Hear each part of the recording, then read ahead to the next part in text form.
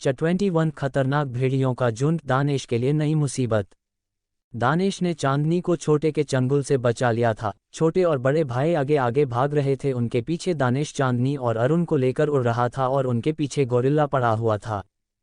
तभी चांदनी को एक आइडिया आया और उसने दानिश को उन दोनों भाइयों के पास जाने को कहा। चांदनी ने छोटे को निशाना बनाकर अपना खंजर चला दिया, जिससे छोटा चीखता हुआ वहीं गिर गया। उसी के साथ बड़ा भाई भी रुक गया। बड़े भाई ने छोटे को बचाने के लिए गोरिल्ले से लड़ाई करनी चाहिए, लेकिन गोरिल्ले ने उसे उठाकर दूर फेंक दिया। गोरिल्ले ने अपने बड़े पंजे से छोटे को मार डाला, जिसे देख चांदनी को काफी सुकून मिला। दानिश ने जल्दी से किसी सुरक्षित जगह चलने के लिए कहा। दानिश चांदनी और अरुण को लेकर एक सुरक्षित जगह पर जा पहुंचा। उन्हें नहीं पता कि उसे बड़े भाई के साथ क्या हुआ, वह जिंदा भी रहा या मर गया। उन्होंने अपने मन में बस यही सोच लिया कि गोरिल्ले ने उसे मार डाला होगा। वैसे भी बड़े भाई में अब इतनी ताकत नहीं बची थी कि वह वहां से भाग सके। चांदनी के चेहरे पर खुशी दिखाई दे रही थी और वहीं दूसरी तरफ अरुण चांदनी को देख मुंह बना रहा था। उसे समझ नहीं आया कि ऐसी पागल लड़की को वीर ने क्यों बचाया। तभी उसके दिमाग में एक बात आई, क्या वीर भाई इस लड़की को पसंद करते हैं?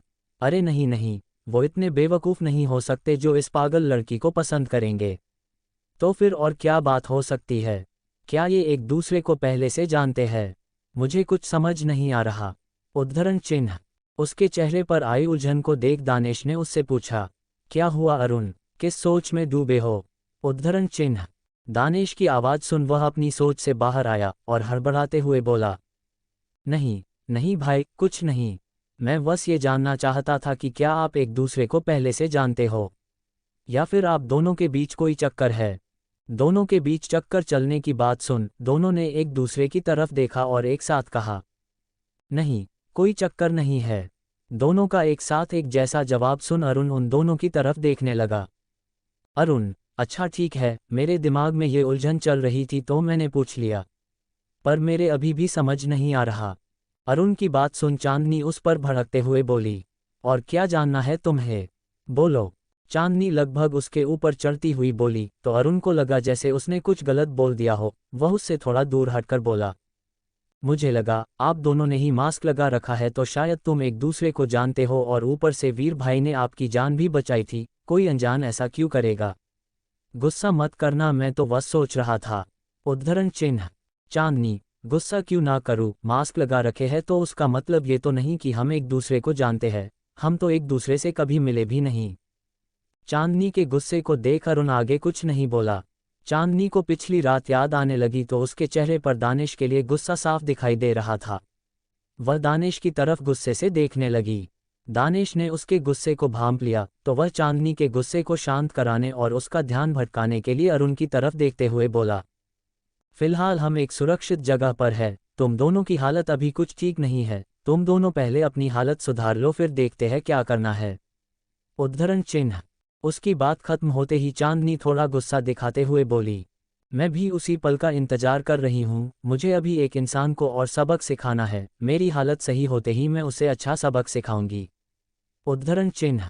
दानिश उसके कहने का मतलब समझ रहा था। दानिश ने थोड़ा खांसते हुए अपनी स्पेस रिंग में से 2 जादुई गोलियां निकाली और अरुण की तरफ एक गोली बढ़ाते हुए बोला, ये लो, इसे खा लो, तुम्हारी ताकत जल्दी ही वापस आ जाएगी।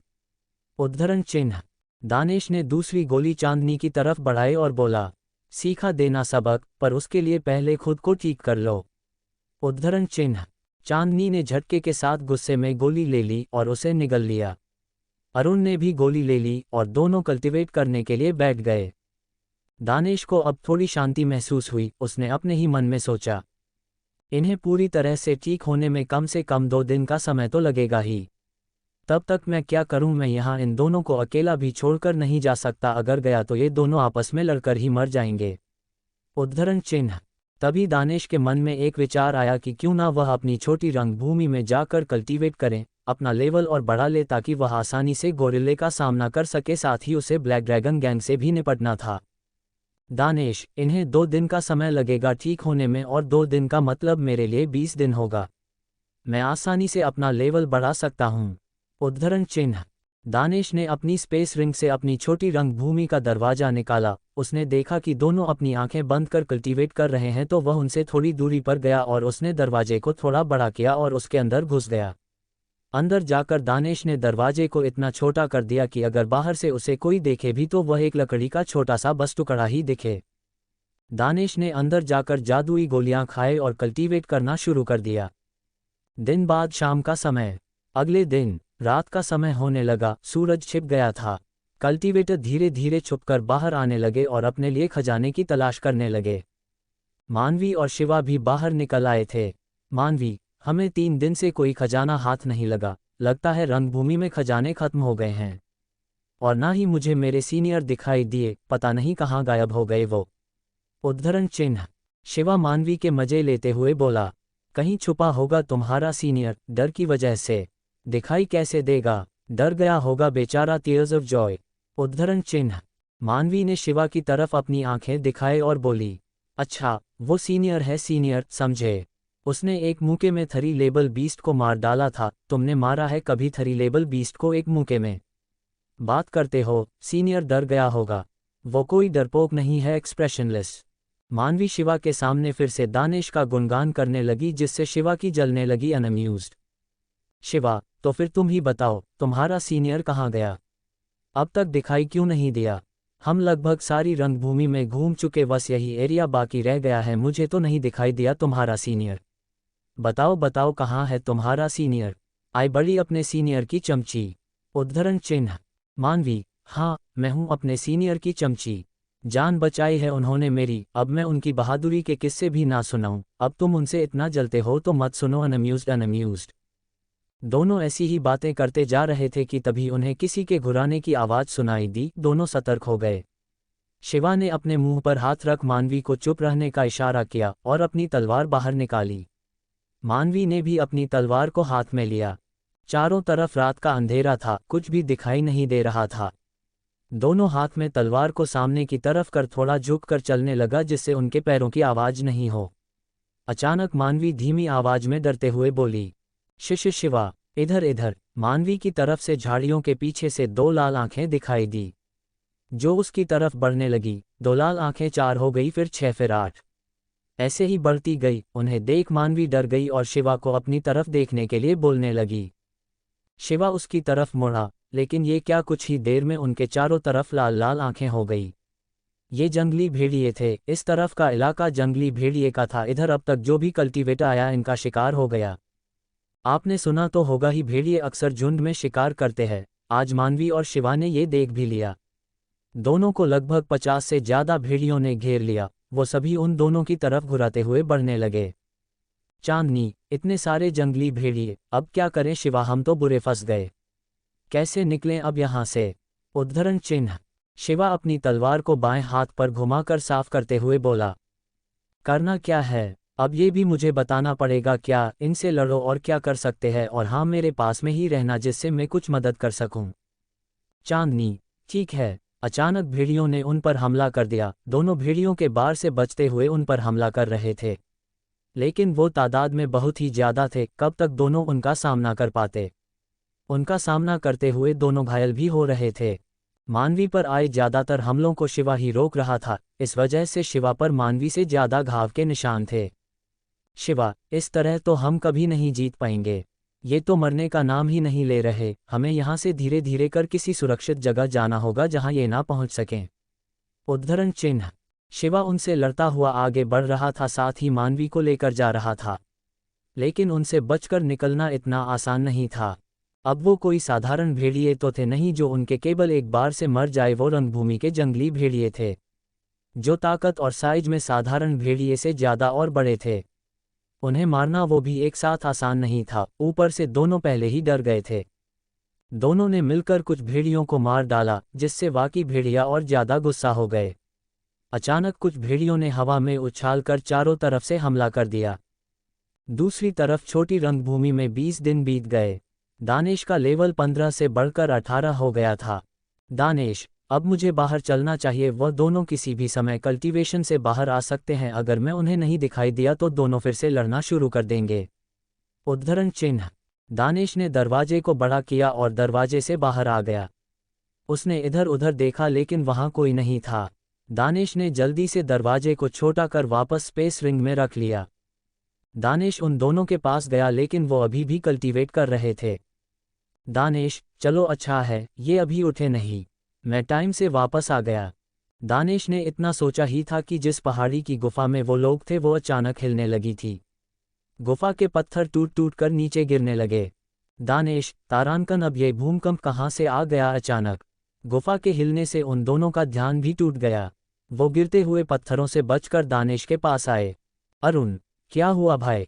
ये गुफा अचानक हिलने कैसी लग गई? उद्धरण चिन्ह। अरुण ने सिर्फ हिलती गुफा पर ध्यान दिया लेकिन चांदनी पेशे से चोर थी, उसका ध्यान सभी जगह रहता था। उसने दानिश के बढ़े हुए ऑरा पर ध्यान दिया जो पहले से बढ़ चुका था। चांदनी अपने मन में सोचने लगी, इसका कुछ तो राज है। अभी बस 2 दिन हुए हैं और इसने अपना लेबल भी बढ़ा लिया। ऐसी क्या चीज़ है इसके पास जिससे इसका लेबल इतनी जल्दी बढ़ रहा है? कहीं इसे वो चीज़ उस बड़े से गुप्त दरवाजे से तो नहीं मिली? पता लगाना होगा मुझे। उद्धरण चिन्ह। चांदनी दानिश के बारे में सोचते हुए इतना खो गई कि उसके ऊपर गिर रहे बड़े पत्थर पर उसने ध्यान ही नहीं दिया। दानिश जल्दी से आया और उसका हाथ पकड़कर अपनी ओर खींच लिया, जिससे वो दानिश के सीने से जा लगी। उद्धरण चिन्ह। पत्थर पीछे की ओर गिरकर बिखर गया। उसे बस एक जोरदार आवाज आई जिससे डरकर उसने दानिश को और कसकर पकड़ लिया। अरुण, क्या पागल लड़की है? वैसे तो हर टाइम चपड़ चपड़ करती रहती है लेकिन जब मुसीबत आती है तो मूर्ति की तरह खड़ी हो जाती है। किया जाओ मुसीबत और गले लग जाओ। अरुण ने ये सब बहुत धीमे बोला था जिससे कि चांदनी ना सुन सके। अगर चांदनी ने उसकी यह बात सुन ली होती तो फिर से दोनों में जंग का माहौल बन जाता। थोड़ी देर बाद जब चांदनी को होश आया कि वह दानिश से चिपक कर खड़ी है तो उसने झटके से दानिश को अलग करते हुए कहा, दूर रहो मुझसे, मेरे पास मत आना। अरुण सोचना लगा, बड़ी अजीब लड़की है, अगर कोई इसकी जान बचाए तो उसे ही सुनाने लग जाती है। बड़ी खतरनाक लड़की है, इससे बचकर रहना होगा। उद्धरण चिन्ह। लेकिन दानिश को पता था कि चांदनी ने ऐसा क्यों किया, इसलिए उसे चांदनी की बात का बुरा नहीं लगा। दानिश, चलो अब यहाँ से जल्दी, नहीं तो इसी के नीचे दब कर मर जाएंगे। उद्धरण चिन्ह।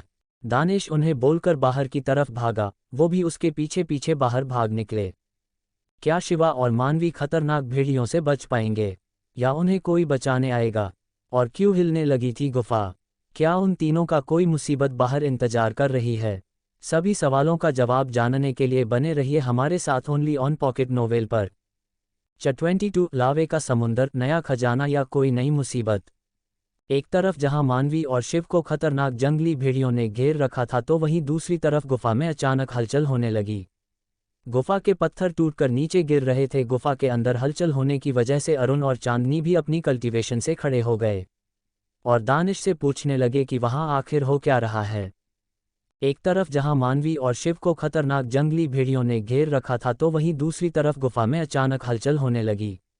गुफा के पत्थर टूटकर नीचे गिर रहे थे। गुफा के अंदर हलचल होने की वजह से अरुण और चांदनी भी अपनी कल्टीवेशन से खड़े हो गए और दानिश से पूछने लगे कि वहां आखिर हो क्या रहा है। लेकिन दानिश को भी कुछ पता नहीं था। चांदनी अपने ही ख्यालों में खोई हुई थी कि उसके ऊपर गुफा से टूटकर एक पत्थर गिरने लगा। तभी दानिश उसे अपनी तरफ खींचकर बचा लेता है, फिर वह सभी गुफा से बाहर भाग जाते हैं। सभी ने बाहर जाकर देखा तो उन्हें कुछ खास दिखाई नहीं दिया जिसकी वजह से वो गुफा हिल रही हो। इधर उधर देखते हुए चांदनी, अब ये कौन सी नई मुसीबत आ गई? गुफा अपने आप हिल रही है और उधर देखो, गुफा ही नहीं, मुझे ऐसा लग रहा है कि वह पेड़ भी मिल रहे हैं। उद्धरण चिन्ह। अरुण, लग नहीं रहा पागल, वो सच में हिल रहे हैं। अरे सिर्फ पेड़ की नहीं, वह देखो झील के पानी में कितनी बड़ी बड़ी लहरें उठ रही है। यहाँ चल क्या रहा है भाई, मुझे तो कुछ समझ ही नहीं आ रहा। उद्धरण चिन्ह। दानिश भी सोच में पड़ गया, कुछ समझ में नहीं आ रहा था कि यहाँ हो क्या रहा था। अचानक एक जोर के धमाके की आवाज आई, धड़ाम, जश्न जैसे कोई बम फटा हो। उन तीनों ने अपने कान के साथ साथ आंखें भी बंद कर ली। चांदनी और अरुण की तो चीख ही निकल गई। धीरे धीरे आंखें खोलने के बाद उन्होंने सामने देखा, उनसे कुछ किलोमीटर की दूरी पर लावा की एक ऊंची लहर आसमान की तरफ जा रही थी। जब लावे की लहर जमीन पर नीचे आई तो आसपास के पेड़ पौधों को जलाकर राख कर दिया। चारों तरफ लावा ही लावा फैल गया। दानिश और बाकियों को इतनी दूर से भी वहां की आग साफ दिखाई दे रही थी। इस नज़ारे को सिर्फ वह तीनों ही नहीं देख रहे थे, वहां से लगभग 10 किलोमीटर के आसपास के लोगों को यह नज़ारा साफ दिखाई दे रहा था। उसे देख लोग कहने लगे। इस नज़ारे को सिर्फ वह तीनों ही नहीं देख रहे थे, वहां से लगभग 10 किलोमीटर के आसपास के लोगों को यह नज़ारा साफ दिखाई दे रहा था। उसे देख लोग कहने लगे, अरे देखो वह क्या है। उद्धरण चिन्ह, क्या वहां कोई खजाना निकला है? हाँ, हो सकता है शायद वहां कोई खजाना निकला हो। उद्धरण चिन्ह, चलो हम सबको भी वहां चलकर देखना चाहिए, क्या पता हमारे हाथ भी कोई खजाना लग जाए। उद्धरण चिन्ह, हाँ हाँ चलो चलो। उद्धरण चिन्ह, सभी लोग ऐसी बातें करते हुए उस लावे की तरफ चल दिए। इस नज़ारे को मानवी और शिवा ने भी देखा, वो वहां से कुछ किलोमीटर की दूरी पर ही थे। अचानक शिवा के मन में एक आइडिया आया, वह मानवी से बोला, मानवी, हमें जितना जल्दी हो सके उस तरफ निकालना चाहिए। ये भेड़िए वहां नहीं आएंगे, अगर आए भी तो वहां और भी मानव योद्धा होंगे जो इन्हें मारने में हमारी मदद कर सकते हैं। उस धमाके की वजह से भेड़िए भी उस तरफ देखने लगे। शिव को बस ऐसे ही एक मौका का इंतजार था, उसने जल्दी से अपनी तलवार नीचे रखी और उस पर चढ़कर मानवी का हाथ पकड़ा और उसे अपने पीछे खड़ी कर लिया और वहां से लावे की तरफ उड़ गया। भेड़िया की उन दोनों का पीछा करने लगे। दूसरी तरफ अरुण उन दोनों से बोला, भाई ये सब क्या हो रहा है? क्या यहाँ प्रलय आने वाली है? हो क्या रहा है? मैंने अपनी जिंदगी में ऐसा नज़ारा पहले कभी नहीं देखा है। उद्धरण चिन्ह, अरुण की बात पर चांदनी बीच में ही बोल पड़ी, तुमने अपनी जिंदगी में अभी तक देखा ही क्या होगा? अभी तो तुम बच्चे हो, पहले बड़े हो जाओ। उद्धरण चिन्ह, उसके बात पर चिढ़कर अरुण बोला, ओ ए पागल औरत, बच्चा कैसे बोली? मैं कोई बच्चा नहीं हूँ। उद्धरण चिन्ह, चांदनी, हाँ तो मैं भी कोई पागल नहीं हूँ। छोटे बच्चे, जो तुम मुझे बार बार पागल पागल कहते रहते हो। उद्धरण चिन्ह, उसकी बात सुनकर अरुण लंबी लंबी सांस लेने लगा। उसे चांदनी पर बहुत तेज गुस्सा आ रहा था। इससे पहले कि अरुण चांदनी से कुछ कहता, दानिश बीच में आकर बोला, अब तुम दोनों लड़ना बंद करो और चलो चलकर देखते हैं आखिर वहां हो क्या रहा है। उद्धरण चिन्ह, चांदनी ने जल्दी से अपनी तलवार बाहर निकाली और उस पर सवार होकर हवा में उड़ती हुई बोली, अब से तुम्हारा और मेरा रास्ता अलग है, और हाँ, मेरी जान बचाने के लिए तुम्हारा धन्यवाद। अब से हम एक दूसरे के लिए अनजान हैं। बोलकर चांदनी वहां से चली गई। चांदनी इतनी जल्दी गई जैसे वहां जाकर सारा खजाना अकेले ही लूटने वाली हो। अरुण, बड़ी ही बदतमीज लड़की है, अपनी जान बचाने वाले को ऐसे कौन धन्यवाद बोलता है? अच्छा होगा अगर यह कभी मिले ना, इसे देखकर मेरा फोन खोलना लगता है। उद्धरण चिन्ह, दानिश ने अरुण को उसकी कॉलर से पकड़ा और खुद भी उस लावे की तरफ उड़ गया। अरुण चिल्लाते हुए बोला, अरे भाई, अब कुछ जल्दी थोड़ी है जो तुम मुझे हर बार कॉलर से पकड़कर उठाकर चल देते हो। तुमने तो मुझे कोई सामान समझ लिया है भाई, जिसे एक हाथ पकड़ा और चल दिए। अब तो आराम से पकड़ सकते हो जैसे उस चोरनी को पकड़ा था। आगे क्या होने वाला है कहानी में? कैसा लावा था वो? क्या सच में वहां कोई खजाना निकला था या कोई नई मुसीबत निकली है? चांदनी क्यों गई उन दोनों से पहले? क्या उसके दिमाग में कोई आइडिया था? छोटे चैप्टर के लिए सॉरी, आज काम है हमें, तो शायद चैप्टर ना आए, वैसे कोशिश करेंगे देने की। तो आज अभी एक चैप्टर दे दिया, अगर टाइम मिला तो दोबारा भी दे देंगे। आप सभी अपना प्यार और सपोर्ट बनाए रखें। 23 दानिश के मुंह की ताकत, एक और नई गैंग। दानिश अपने साथियों के साथ गुफा से बाहर आया तो उन्होंने देखा कि जमीन फटने से एक लावा की लहर ऊपर आसमान की तरफ गई, जिसने नीचे आकर वहां के आसपास के पेड़ों को जलाकर राख कर दिया।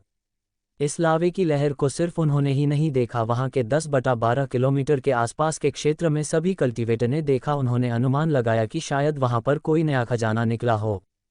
उन्होंने सोचा कि शायद उनके हाथ भी कोई खजाना लग जाए, तो सभी उस लावे की तरफ निकल लिए। शिवा भी मानवी को लेकर उसी तरफ निकल गया, लेकिन उन भेड़ियों ने उनका पीछा करना नहीं छोड़ा। भेड़िए उनके पीछे पीछे भागते रहे। दूसरी तरफ चांदनी दानिश और अरुण को छोड़कर चली गई।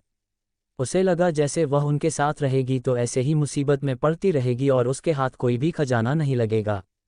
उनके साथ रहने से अच्छा था वो अलग हो जाए और खुद खजाना हासिल करे। दानिश भी अरुण को उसकी कॉलर से उठाकर लावे की तरफ चला गया। धीरे धीरे लावे के आसपास बहुत सारे कल्टीवेटर इकट्ठा होने लगे।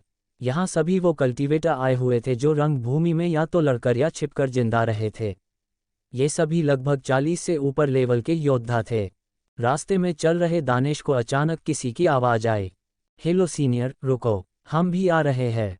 उद्धरण चिन्ह। दानेश को आवाज जानी पहचानी लगी, वह रुका और आवाज की तरफ देखा। उधर से शिवा और मानवी आ रहे थे, उनके शरीर पर घाव थे। दानेश ने देखा कि उनके पीछे कई सारे भेड़िए उनकी की तरफ आ रहे थे। उन भेड़ियों को देख दानेश के मन में विचार आया, क्यों ना मुझे अपनी ताकत का परीक्षण इन भेड़ियों पर ही कर लेना चाहिए, जिससे मुझे मेरी बढ़ी हुई ताकत का पता चले। वैसे तो मैंने गोरिल्ले से लड़ने का सोचा था, पर इतने सारे भेड़िए किसी गोरिल्ले से कम भी नहीं है। उद्धरण चिन्ह। दानेश ने अरुण को नीचे उतारा और वह मानवी और शिवा की तरफ बढ़ने लगा। अरुण, कहाँ जा रहे हो भाई? हमें इधर नहीं उधर जाना है। निकलते हुए लावे की तरफ इशारा किया। दानेश अपने हाथ की मुट्ठी बनाकर उसे देखते हुए बोला, बस थोड़ी देर, मुझे देखना है मेरी ताकत पहले से कितना बढ़ चुकी है। मैं आया, मेरा इंतजार करो। उद्धरण चिन्ह। बोलकर दानेश हवा की तेजी से उन भेड़ियों की तरफ भागने लगा। उसकी भागने की स्पीड पहले से कई गुना बढ़ चुकी थी। उसके भागने से बस उसका ऑरा दिखाई दे रहा था, जो किसी लाइट की तरह चमक रहा था। मानवी या शिवा कुछ सोच पाते, इतने में ही दानेश उन्हें पार कर भेड़ियों के झुंड में जा घुसा। वह जिस तरफ से जाता उस तरफ भेड़िए हवा में उड़ते दिखाई देते। दानेश लगातार भेड़ियों को भागते हुए मुक्का मारता जा रहा था। भेड़िए हवा में उड़कर दूर गिरते जा रहे थे। कोई भी भेड़िया दानेश का एक मुक्का खाकर खड़ा नहीं हो पा रहा था। दानेश के एक मुक्के ने उनकी हड्डी पसली एक कर दी। दानेश की ताकत को देख शिवा का मुंह खुला का खुला रह गया। मानवी शिवा का मुंह बंद कर मुस्कराते हुए बोली, अब तुम खुद ही देख लो मेरे सीनियर कितने ताकतवर है। उनका एक मुक्का और भेड़ी या चित, उनका एक मुक्का तुम्हारे 100 मुक्कों के बराबर है। अब समझ आया तुम्हें मैं क्यों अपने सीनियर का गुणगान करती हूँ। उद्धरण चिन्ह। शिवा की जैसे बोलती बंद हो गई थी। वह मानवी को कोई जवाब नहीं दे पाया। यही हाल अरुण का हो रहा था। वह खुद से ही बोला, वीर भाई का मुक्का कितना ताकतवर है, इनका एक मुक्का किसी चट्टान को भी चकनाचूर कर सकता है। सोचने वाली बात है, जिस इंसान के मुक्के में इतनी ताकत है उसकी स्वॉर्ड टेक्निक भी बहुत कमाल की होगी।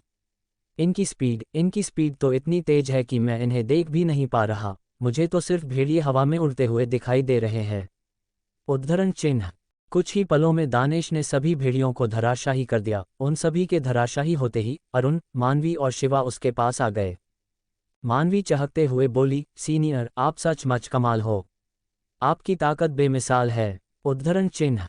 शिवा को थोड़ी शर्मिंदगी महसूस होने लगी। उसने दानेश के लिए जैसा सोचा था वह बिल्कुल वैसा नहीं था। दानेश सच में बहुत ताकतवर था। शिवा को अपनी गलती का एहसास हुआ। शिवा दानेश के सामने आया और कमर से झुकाते हुए बोला, मुझे माफ़ करें सीनियर, मैंने आपके बारे में बहुत गलत सोचा। मुझे अब आपकी ताकत का अंदाजा हो गया है, आप सच में बहुत ताकतवर हो। शिवा को झुकता देख मानवी बोली, ओह फाइनली तुमने मान ही लिया, आज की सीनियर ताकतवर है। उद्धरण चिन्ह। दानेश ने शिवा को उसके कंधे से पकड़कर ऊपर किया। दानेश को शिवा का व्यवहार अच्छा लगा। दानेश, तुम्हें माफ़ी मांगने की कोई ज़रूरत नहीं है, तुम भी कम ताकतवर नहीं हो। तुमने अपना लेबल बढ़ा लिया है, अब तुम 34 लेबल के योद्धा हो। मुझे यकीन है एक दिन तुम भी मेरे जैसे ताकतवर बन जाओगे। उद्धरण चिन्ह। शिवा को दानेश की बातों में बिल्कुल भी घमंड दिखाई नहीं दिया, वरना इस दुनिया में हर ताकतवर इंसान अपने से कम ताकतवर की ना तो इज्जत करता है ना ही उससे सीधे मुंह बात करता है। दानेश ने अपनी स्पेस रिंग से 2 जादुई गोलियां निकाली और उन दोनों को दे दी। दोनों ने बिना कोई सवाल किए उन्हें निगल लिया। गोली लेते ही शिवा को अच्छा महसूस होने लगा। उसे लगा जैसे उसके घाव अपने आप बहुत जल्दी ठीक हो रहे हैं। उसे गोली की ताकत का एहसास हो गया। शिवा, सीनियर, आपने इतनी कीमती गोली हमें ऐसे ही दे दी। इसे खाते ही मुझे पता चल गया कि ये ऊंचे दर्जे की जादुई गोली थी जो आसानी से नहीं मिल सकती। उद्धरण चिन्ह। शिवा की बात सुन मानवी को जादुई गोली की ताकत का एहसास हुआ। दानेश मुस्कराते हुए बोला, कोई बात नहीं, अभी तुम्हारा ठीक होना ज़्यादा ज़रूरी है। पता नहीं कब कौन सा खतरा सामने आ जाए। और रही बात जादुई गोली की, तो मैं एक एल्केमिस्ट भी हूँ। ये गोलियाँ मैंने खुद ने बनाई थी, मैं और बना लूँगा। अल्केमिस्ट शब्द सुन शिवा और भी ज़्यादा आश्चर्य में पड़ गया। किसी योद्धा का एल्केमिस्ट होना कोई छोटी बात नहीं थी। अरुण भी ये सुन दंग रह गया, लेकिन मानवी को जैसे पहले से दानेश की काबिलियत के बारे में पता था, उसे कोई आश्चर्य नहीं हुआ ये सुनकर कि वो एक एल्केमिस्ट है।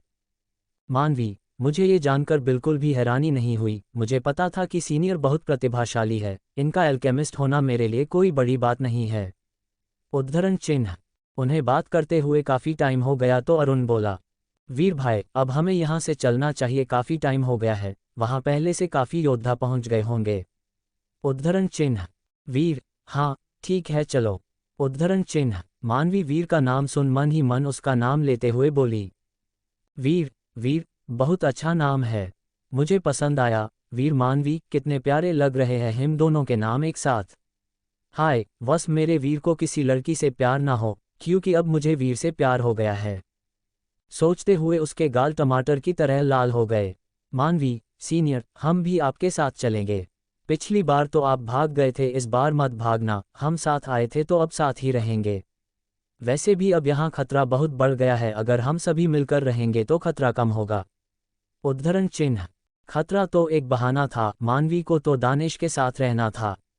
लेकिन उसकी बात दानिश को सही लगी, साथ मिलकर किसी भी खतरे का सामना किया जा सकता है। दानिश, चलो ठीक है, मैं कहीं नहीं जाऊंगा। उद्धरण चिन्ह। ये सुन मानवी के मन में लड्डू फूटने लगे, उसके मन में फूट रहे लड्डू को शिवा ने भांप लिया। वह उसे तिरछी निगाहों से देखकर बोला, मानवी चले। उद्धरण चिन्ह। मानवी, हाँ चलो। वो दोनों अपनी तलवार पर खड़े हो गए और जाने को तैयार थे। दानिश भी अरुण के पास आया, तभी अरुण बोला, भाई आराम से पकड़ना, दर्द होता है, आपकी वजह से मेरी गर्दन अकड़ गई है। उद्धरण चिन्ह। दानिश मुस्कुराया और अरुण की कॉलर पकड़कर लावे की तरफ उड़ गया। शिवा और मानवी भी उसके पीछे पीछे चल दिए। अरुण चिल्लाते हुए, भाई बोला ना आराम से चलो, आराम से। उद्धरण चिन्ह। थोड़ी ही देर में दानिश अरुण के साथ लावे वाली जगह पर आ गया, वो एक पहाड़ी पर उतर गया। उसके साथ ही शिवा और मानवी भी वहीं आ गए। मानवी दानिश के पास आकर खड़ी हो गई, सभी वहां का नज़ारा देखने लगे। जमीन फटी हुई थी, उसमें से लावा बाहर निकल रहा था। दानिश वहां खड़े हुए कल्टीवेटर को देख रहा था, तभी उसकी नज़र चांदनी पर पड़ी जो हवा में अपनी तलवार पर खड़ी हुई थी। चांदनी भी उसी की तरफ देख रही थी, लेकिन दानिश के देखते हैं उसने अपनी नज़र दूसरी तरफ घुमा ली और सोचने लगी, अभी तो मैं इन दोनों को अकेला छोड़कर आई थी, अब इसके साथ ये लड़की कौन है? क्या वीर ने इसके साथ भी? नहीं नहीं, मैं ये क्या सोच रही हूँ, मुझे क्या मतलब ये किसी के साथ कुछ भी करे। उद्धरण चिन्ह। चांदनी को मानवी से जलन हो रही थी, पर वो यह मानने के लिए तैयार नहीं थी। उसे फिलहाल दानिश से ज्यादा खजाने पर ध्यान देना था।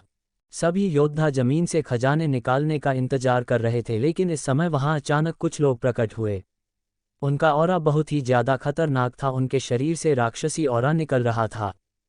उन्हें देख बाकी के योद्धा आपस में बातें करने लगे, अरे ये तो ब्लैक ड्रैगन गैंग है, अरे यहाँ पर ब्लैक ड्रैगन गैंग भी आ गई है, लगता है अब हमारे हाथ कोई भी खजाना नहीं लगने वाला।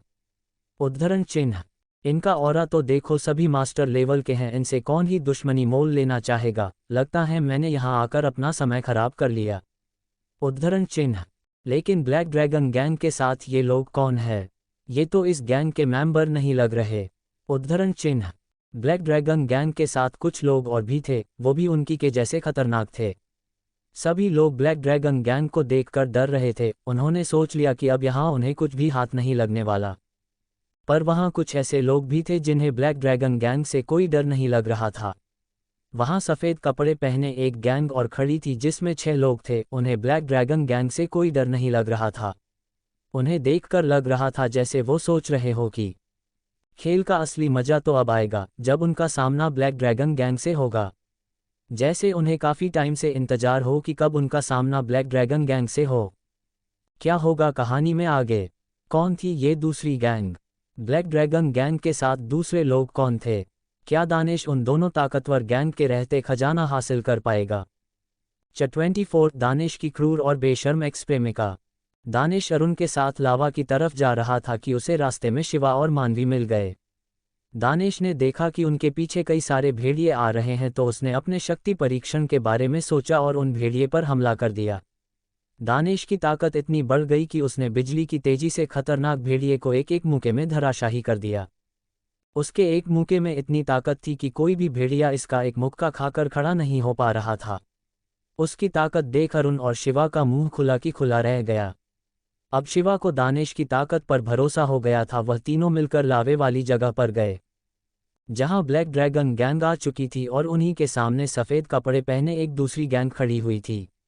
मानवी जो दानिश के पास ही खड़ी थी वह बोली, उधर देखो सीनियर, जो आपको काले कपड़े पहने लोग दिख रहे हैं वह है ब्लैक ड्रैगन गैंग, और जो उनके सामने सफ़ेद कपड़े पहने लोग देख रहे हैं वह है स्कॉर्पियो गैंग। दोनों ही गैंग बहुत खतरनाक और ताकतवर है। दोनों ही गैंग आपसी दुश्मनी रखती हैं, दोनों में से एक भी कम नहीं है। दोनों ही गैंग में एक से बढ़कर एक योद्धा है। उद्धरण चिन्ह। ब्लैक ड्रैगन का नाम सुनकर दानिश ने एक बार अरुण की तरफ देखा, जिसके चेहरे पर गुस्सा और डर दोनों ही दिखाई दे रहे थे। गुस्सा इस बात का कि उन्होंने उसकी सारी गैंग को खत्म कर दिया, और डर इस बात का कि वह उस ताकतवर गैंग का सामना नहीं कर सकता था। दानिश उसकी भावनाओं को समझ रहा था और उसके लिए बुरा भी लग रहा था। दानिश ने ब्लैक ड्रैगन गैंग की ओर देखा, जहां 5 लड़के काले कपड़े पहने हुए खड़े थे। उनके पास कुछ योद्धा और खड़े थे। जब दानिश ने वहां खड़ी एक लड़की को देखा तो दानिश को भी गुस्सा आने लगा। उसने गुस्से में अपनी मुट्ठी बंद कर ली और अपने आप से बोल, रानी सम्राट। उद्धरण चिन्ह। वहां ब्लैक ड्रैगन गैंग के साथ दानिश की पुरानी प्रेमिका रानी और उसका नया प्रेमी सम्राट दोनों खड़े हुए थे। उन दोनों को फिर से देख दानिश को घन गुस्सा आने लगा। दानिश का मन कर रहा था कि वह अभी जाए और दोनों को अच्छा सबक सिखाएं, लेकिन वहां ब्लैक ड्रैगन गैंग और थी। ब्लैक ड्रैगन गैंग की वजह से दानिश ने अपने गुस्से पर कंट्रोल रखा और खुद से बोला, मुझे अभी जज्बाती नहीं होना है, मैं जज्बातों में बहकर कोई गलत कदम नहीं उठा सकता। ब्लैक ड्रैगन गैंग बहुत ताकतवर गैंग है, मुझे ताकत से नहीं दिमाग से काम लेना होगा। उद्धरण चिन्ह। दानिश ने अपने गुस्से को शांत किया और उन दोनों को तरफ घूरकर देखने लगा। रानी, जिसने सम्राट का हाथ पकड़ा हुआ था, उसके चेहरे से खुशी झलक रही थी। वह मुस्कुराते हुए सम्राट से बोली, सम्राट, यहाँ कौन सा खजाना निकलने वाला है? उद्धरण चिन्ह। सम्राट, ऐसा कई बरसों में होता है जब रंगभूमि में ऐसा खजाना देखने को मिले। मुझे भी कोई अंदाजा नहीं है यहाँ क्या निकलने वाला है, पर इतना जरूर पता है जो भी होगा बहुत कीमती होगा। उद्धरण चिन्ह। रानी खुशी से झूमती हुई सम्राट से और ज्यादा चिपक गई और उसे रिझाते हुए बोली, कीमती खजाना? क्या तुम मेरे लिए वो खजाना ले आओगे? प्लीज सम्राट, मना मत करना। उद्धरण चिन्ह। बोलकर वह भोला सा चेहरा बनाकर सम्राट की तरफ देखने लगी। सम्राट ने मुस्कुराते हुए उसके चेहरे पर हाथ घुमाया और बोला, तुम्हें कहने की जरूरत है क्या? मैं तो बिना कहे तुम्हारे लिए वो खजाना ले आऊंगा। मेरे लिए तो सबसे बड़ा खजाना तुम हो। वैसे भी ब्लैक ड्रैगन गैंग के होते हुए वो खजाना कोई नहीं ले जा सकता, ये समझो वो खजाना तुम्हारा हुआ। उद्धरण चिन्ह। रानी खजाने के बारे में सुनकर इतनी खुश हो गई कि उसने सभी के सामने सम्राट का चेहरा अपने दोनों हाथों से पकड़ा और उसके गाल पर किस कर दिया और उसके सीने से चिपक कर गले लगा लिया। उसने वहां खड़े किसी योद्धा के बारे में नहीं सोचा कि कोई उसके बारे में क्या कहेगा। उसे किसी से मतलब नहीं था, उसे तो बस खजाना चाहिए था। वहां खड़े हुए लोग रानी को देख रहे थे। वह दिखने में बहुत ही ज्यादा सुंदर थी। वहां खड़े हुए लोग सम्राट की किस्मत से जल रहे थे और सोच रहे थे, क्या किस्मत पाई है लड़के ने जो इतनी सुंदर और प्यार करने वाली लड़की मिली है। काश ये मेरी होती तो मैं भी इसके लिए खजाना लाने के लिए किसी के साथ भी दुश्मनी कर लेता। उद्धरण चिन्ह। वहां खड़े हुए आधे से ज्यादा योद्धा रानी की सुंदरता और उसकी अदाओं के दीवाने हो गए थे। वो खड़े खड़े खुली आंखों से रानी के सपने देखने लगे। उन दोनों को ऐसे चिपकता देख दानिश का पारा फिर से चढ़ने लगा। वह उन दोनों को अपनी आंखों के सामने बिल्कुल बर्दाश्त नहीं कर पा रहा था। दानिश के पास खड़ी मानवी भी उन्हें ऐसा करते हुए देख रही थी। वह बोली, कितनी बेशर्म लड़की है, सबके सामने कैसी घटिया हरकतें कर रही है, इसे बिल्कुल भी शर्म नहीं आ रही क्या? उद्धरण चिन्ह। मानवी की बात सुन अरुण उन दोनों के पास आया और बोला, भाई, आप वो लड़की देख रहे हो ना? ये सिर्फ बेशर्म ही नहीं, ये बहुत क्रूर और निर्दय भी है। अरुण की बात सुन तीनों उसकी तरफ देखने लगे। दानिश को तो ये बात पहले से पता थी, लेकिन उसे समझ नहीं आया कि अरुण ने यह बात क्यों बोली। अरुण उनके देखने का मतलब समझ गया तो वह आगे बोला, भाई, मैंने आपको बताया था कि हमारी टीम की लड़ाई हुई थी, वो इसी लड़की की वजह से हुई थी।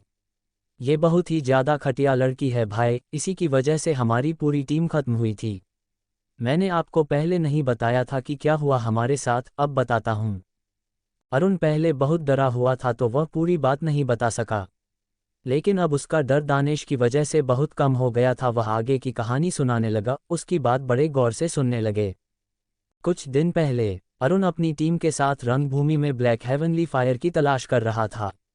एक दिन वो सभी आराम कर रहे थे कि वहां पर एक लड़की आई। वो लड़की कोई और नहीं, रानी ही थी। रानी जो दिखने में बला की खूबसूरत थी, उसे देख अश्विन का भी दिमाग घूम गया। वह उसके पीछे लट्टू हो गया। रानी ने बेचारी होने का नाटक करते हुए कहा, मैं यहाँ अकेली रह गई हूँ, मेरे सारे साथी मारे जा चुके हैं। क्या मैं आप लोगों को ज्वाइन कर सकती हूँ अगर कोई आपत्ति ना हो तो? उद्धरण चिन्ह। जब कोई सुंदर कन्या खुद चलकर पास आए तो उसे कौन ही मना कर पाएगा। यही हाल अश्विन का हुआ। उसने बिना सोचे समझे कहा, हाँ हाँ, आप हमारे साथ रह सकती हो, हमें कोई दिक्कत नहीं है, हम सभी आपका ध्यान रखेंगे। उद्धरण चिन्ह। लड़कों ने सोचा ऐसी सुंदर लड़की उनकी टीम में रहेगी तो उन्हें बोरियत महसूस नहीं होगी। किसी ने यह नहीं सोचा कि वो कोई खतरा भी बन सकती है। थोड़ी देर उनसे प्यार से बात करने के बाद रानी मुद्दे पर आ गई। रानी धीमी आवाज में बोली, मैंने सुना है कि यहाँ रंगभूमि में कोई गुप्त खजाना है जिसे आज तक कोई नहीं ढूंढ पाया। मैं भी उसी खजाने की तलाश में आई थी, लेकिन ब्लैक ड्रैगन गैंग के लोगों ने मेरे सभी साथियों को मार डाला। मुझे तो अभी ये भी नहीं पता कि वो खजाना क्या था। क्या तुम्हें पता है कि वो गुप्त खजाना क्या था? उद्धरण चिन्ह। अश्विन, जो रानी की नज़र में अच्छा बनना चाहता था, उसका प्यार पाना चाहता था, वह बिना ज्यादा सोचे बोला, ओह, आप भी उसी खजाने को ढूंढने आई थी क्या? उद्धरण चिन्ह। रानी नाटक करते हुए, आप भी? इसका मतलब आप भी उसी खजाने के लिए आए हो? क्या आपको पता है वो खजाना क्या है और किस जगह पर हो सकता है? उद्धरण चिन्ह। रानी की यह बात सुनकर अश्विन बोला, तारांकन, हाँ, हम भी उसी खजाने के लिए। अश्विन इतना ही बोला कि उसके दिमाग की घंटी बजी कि वह ऐसे ही किसी को उस गुप्त खजाने के बारे में नहीं बता सकता। उसे एहसास हुआ कि उससे बहुत बड़ी गलती हो गई। ये रंगभूमि है, यहाँ कोई भी दुश्मन हो सकता है, किसी भी भरोसा नहीं किया जा सकता। रानी को जवाब नहीं मिलने पर उसने दोबारा पूछा, क्या हुआ? क्या आपको नहीं पता वो खजाना कहाँ है? अश्विन अपनी जगह पर खड़ा हुआ और अपनी तलवार की नोक रानी की तरफ करते हुए बोला, कौन हो तुम और किसके साथ हो? बताओ, नहीं तो तुम्हें अभी के अभी मार डालूंगा। अश्विन को देख बाकी के लोग भी सतर्क हो गए। उन्होंने भी अपनी तलवार बाहर निकाल ली। रानी डरने का नाटक करते हुए बोली, क्या हुआ आपको अचानक? आप ऐसा क्यों कर रहे हो? अश्विन थोड़ी सख्ती के साथ बोला, बहुत हुआ तुम्हारा नाटक, अब जल्दी बताओ कौन हो तुम? तुम्हारे साथी कहाँ है? उद्धरण चिन्ह। रानी थोड़ा पीछे हटते हुए बोली, मेरा काम खत्म हुआ, अब इससे आगे तुम संभलो। उसके इतना बोलते ही वहां पर ब्लैक ड्रैगन गैंग के साथ सम्राट आ गया।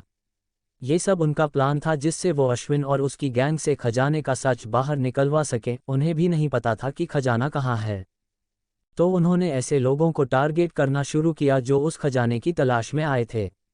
अब उनका निशाना अश्विन और उसकी टीम थी।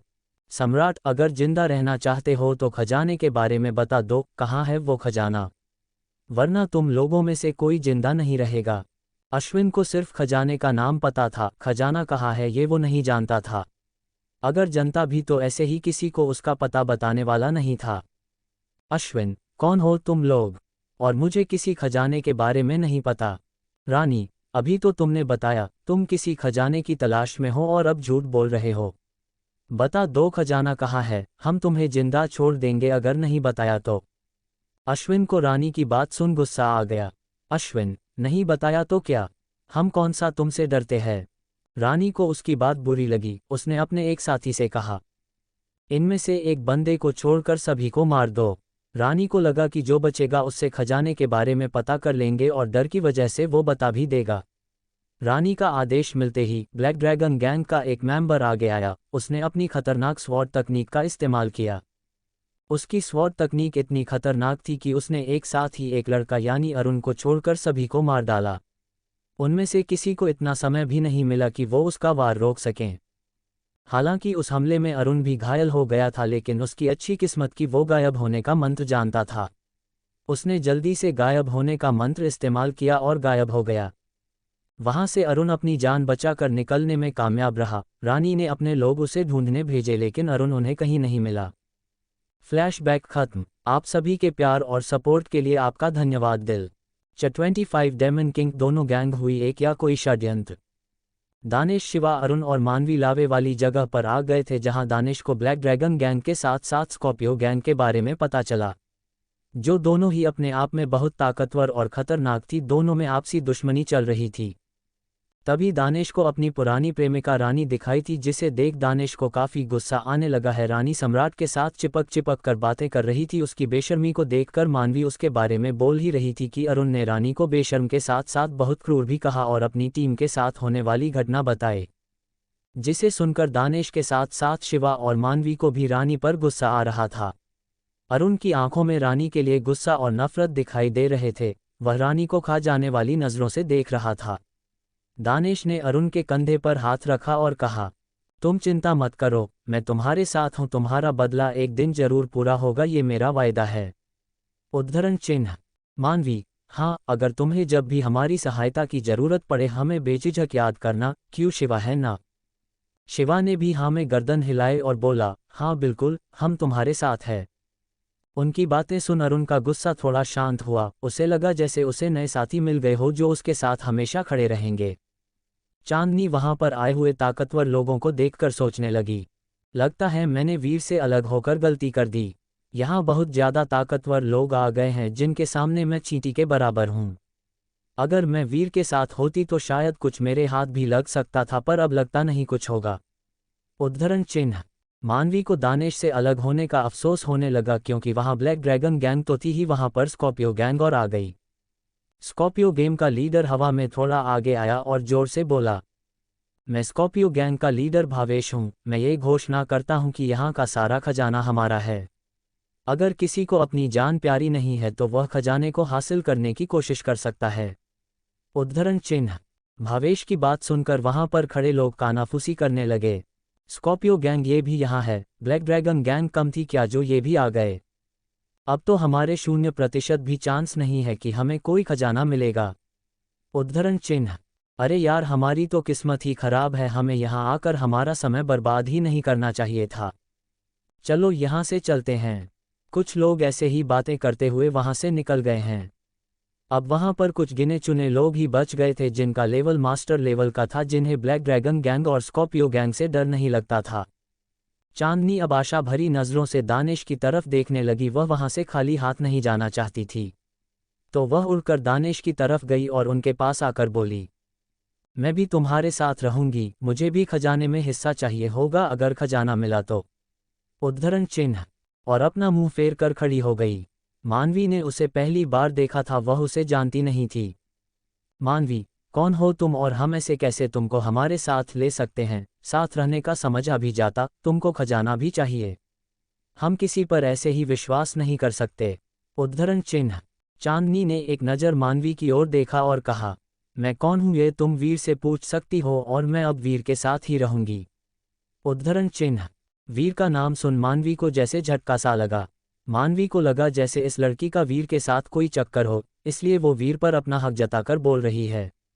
उसके एक पल में सारे अरमान चकनाचूर होते दिखाई दे रहे थे कि तभी अरुण बीच में आकर बोला, नहीं, हम इसे नहीं जानते, पता नहीं कौन है, हम ऐसे ही किसी को अपने साथ नहीं रख सकते। उद्धरण चिन्ह। चांदनी ने अरुण की तरफ देखा और कहा, ओ रियली, तुम मुझे नहीं जानते? अरुण, हाँ, नहीं जानता। उद्धरण चिन्ह। मानवी बोली, अरे ये भी कोई जबरदस्ती है, अरुण भाई ने 2 बार बोल दिया है वह आपको नहीं जानते मतलब नहीं जानते। अब तुम जाओ यहाँ से, तुम हमारे साथ नहीं रह सकती। उद्धरण चिन्ह। चांदनी ने मानवी को ऊपर से नीचे तक देखा। मानवी अपने आप में कोई कम खूबसूरत नहीं थी। लंबे सिल्क बाल, हिरानी जैसी आंखें हैं, कसा हुआ शरीर और 20 लेवल की योद्धा। चांदनी को मानवी से हल्की सी जलन होने लगी। चांदनी उन दोनों को सुनाते हुए बोली, मुझे यहाँ रुकने के लिए किसी की इजाज़त लेने की ज़रूरत नहीं है। वीर, मैं तुम्हारे साथ ही रहूंगी, मैंने बोल दिया मतलब बोल दिया। अब मानवी और अरुण में से कोई बोलता है, इससे पहले दानिश उनके बीच आया और बोला, अरे तुम लड़ना बंद करो, ठीक है, चांदनी हमारे साथ ही रहेगी। अरुण कुछ कहना चाहता था पर दानिश ने उसे इशारा देकर शांत कर दिया। अब मानवी को लगा जैसे उसने थोड़ी देर पहले जो सोचा था वही है। उसे भी चांदनी से जलन होने लगी और अपना मुंह टेढ़ा कर उसकी ओर पीट करके खड़ी हो गई।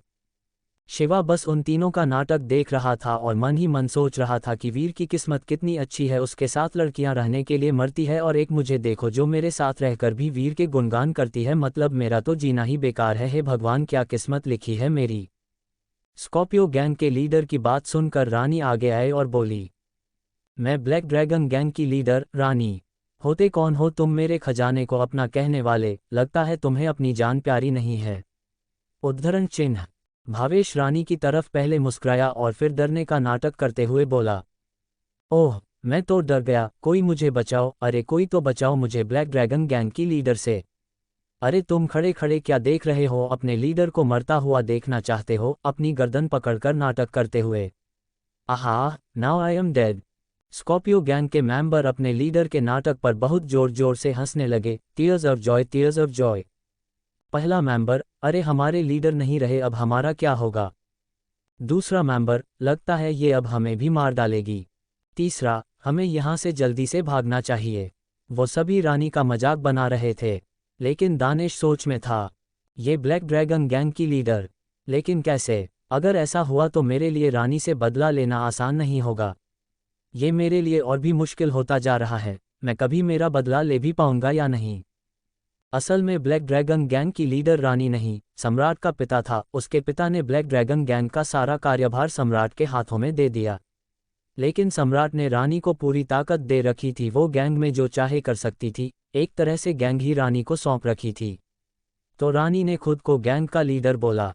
लेकिन स्कॉर्पियो गैंग के लीडर भावेश की बातों से रानी को गुस्सा आ गया। जब से वो इस गैंग में आई थी उसका ऐसा मजाक बनाने की किसी में हिम्मत नहीं हुई। सभी लोग उसके सामने अपना सिर झुकाते थे, लेकिन भावेश ने उसका अच्छा खासा मजाक बना दिया। अब रानी इसे कैसे सहन कर सकती थी। रानी ने अपने गैंग के मेंबर को आदेश दिया, इन सभी को अभी के अभी मार डालो। रानी का आदेश सुनकर वहां खड़े अन्य योद्धा थोड़ा पीछे हो गए। उन्हें पता था कि अगर दोनों गैंग के बीच लड़ाई हुई तो इसका परिणाम उन्हें भी भुगतना पड़ सकता है। सभी योद्धा वहां से पीछे हट गए और दोनों गैंग के बीच लड़ाई होने का इंतजार करने लगे। वहां कोई किसी पर हमला करता इससे पहले जमीन की उस दरार में फिर से एक विस्फोट हुआ और एक बार फिर लावा बाहर निकलने लगा। सभी गैंग वहां से पीछे हट गए और खुद को उस लावे से बचाने लगे। कुछ योद्धा तो उस लावे की चपेट में आ गए, जो उसी समय जलकर भस्म हो गए। दानिश अपने साथियों के साथ पहले ही बहुत दूर था, लेकिन लावे के विस्फोट ने सभी का ध्यान फिर से दरार की तरफ कर दिया। इस बार दरार से किसी के हुंकारने की आवाज आने लगी। ऐसा लगा जैसे जमीन के अंदर उस लावे में कोई खूंखार जानवर हो।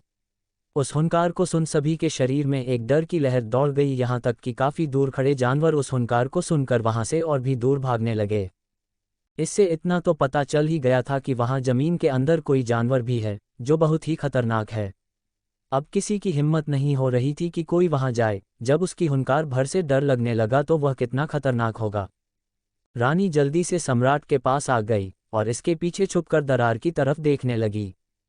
रानी, सम्राट, क्या वहां सच में कोई खजाना है या फिर कोई जानवर? मुझे बहुत डर लग रहा है। उसकी हुंकार से पता चल रहा है कि वो सेनापति लेवल का कोई डेमन किंग है। उद्धरण चिन्ह। मॉन्स्टर में भी ताकत के स्तर अलग अलग है। बीस्ट जो 7 लेवल के होते हैं, उनसे ऊपर सेनापति लेवल, जिन्हें डेमन किंग भी कहा जाता था, जो 7 लेवल बीस्ट को कंट्रोल कर सकते थे, यानी उन्हें अपने आदेश से किसी पर भी हमला करवा सकते थे। और मैन इंपॉर्टेंट बात, डेमन किंग इंसानों की तरह बोल भी सकते थे। डेमन किंग से ऊपर डेमन सुप्रीम होता है और उससे भी ऊपर डेमन एम्परर, जो सभी डेमन का राजा था। डेमन किंग का नाम सुन सम्राट को भी घबराहट होने लगी। मास्टर लेवल का योद्धा उसके सामने चींटी की बराबर था। सम्राट, अगर अंदर डेमन किंग है तो हमें बहुत सावधान रहना होगा, उसे हराना आसान नहीं होगा। उद्धरण चिन्ह। ऐसी ही बातें स्कॉर्पियो गैंग में हो रही थी। वो डेमन किंग की आवाज़ सुन डरे हुए थे। लेकिन यहाँ डेमन किंग होने का मतलब था कि वो किसी बहुत ही महत्वपूर्ण खजाने की रखवाली कर रहा था, जिसे छोड़कर उनमें से कोई भी नहीं जाना चाहता था।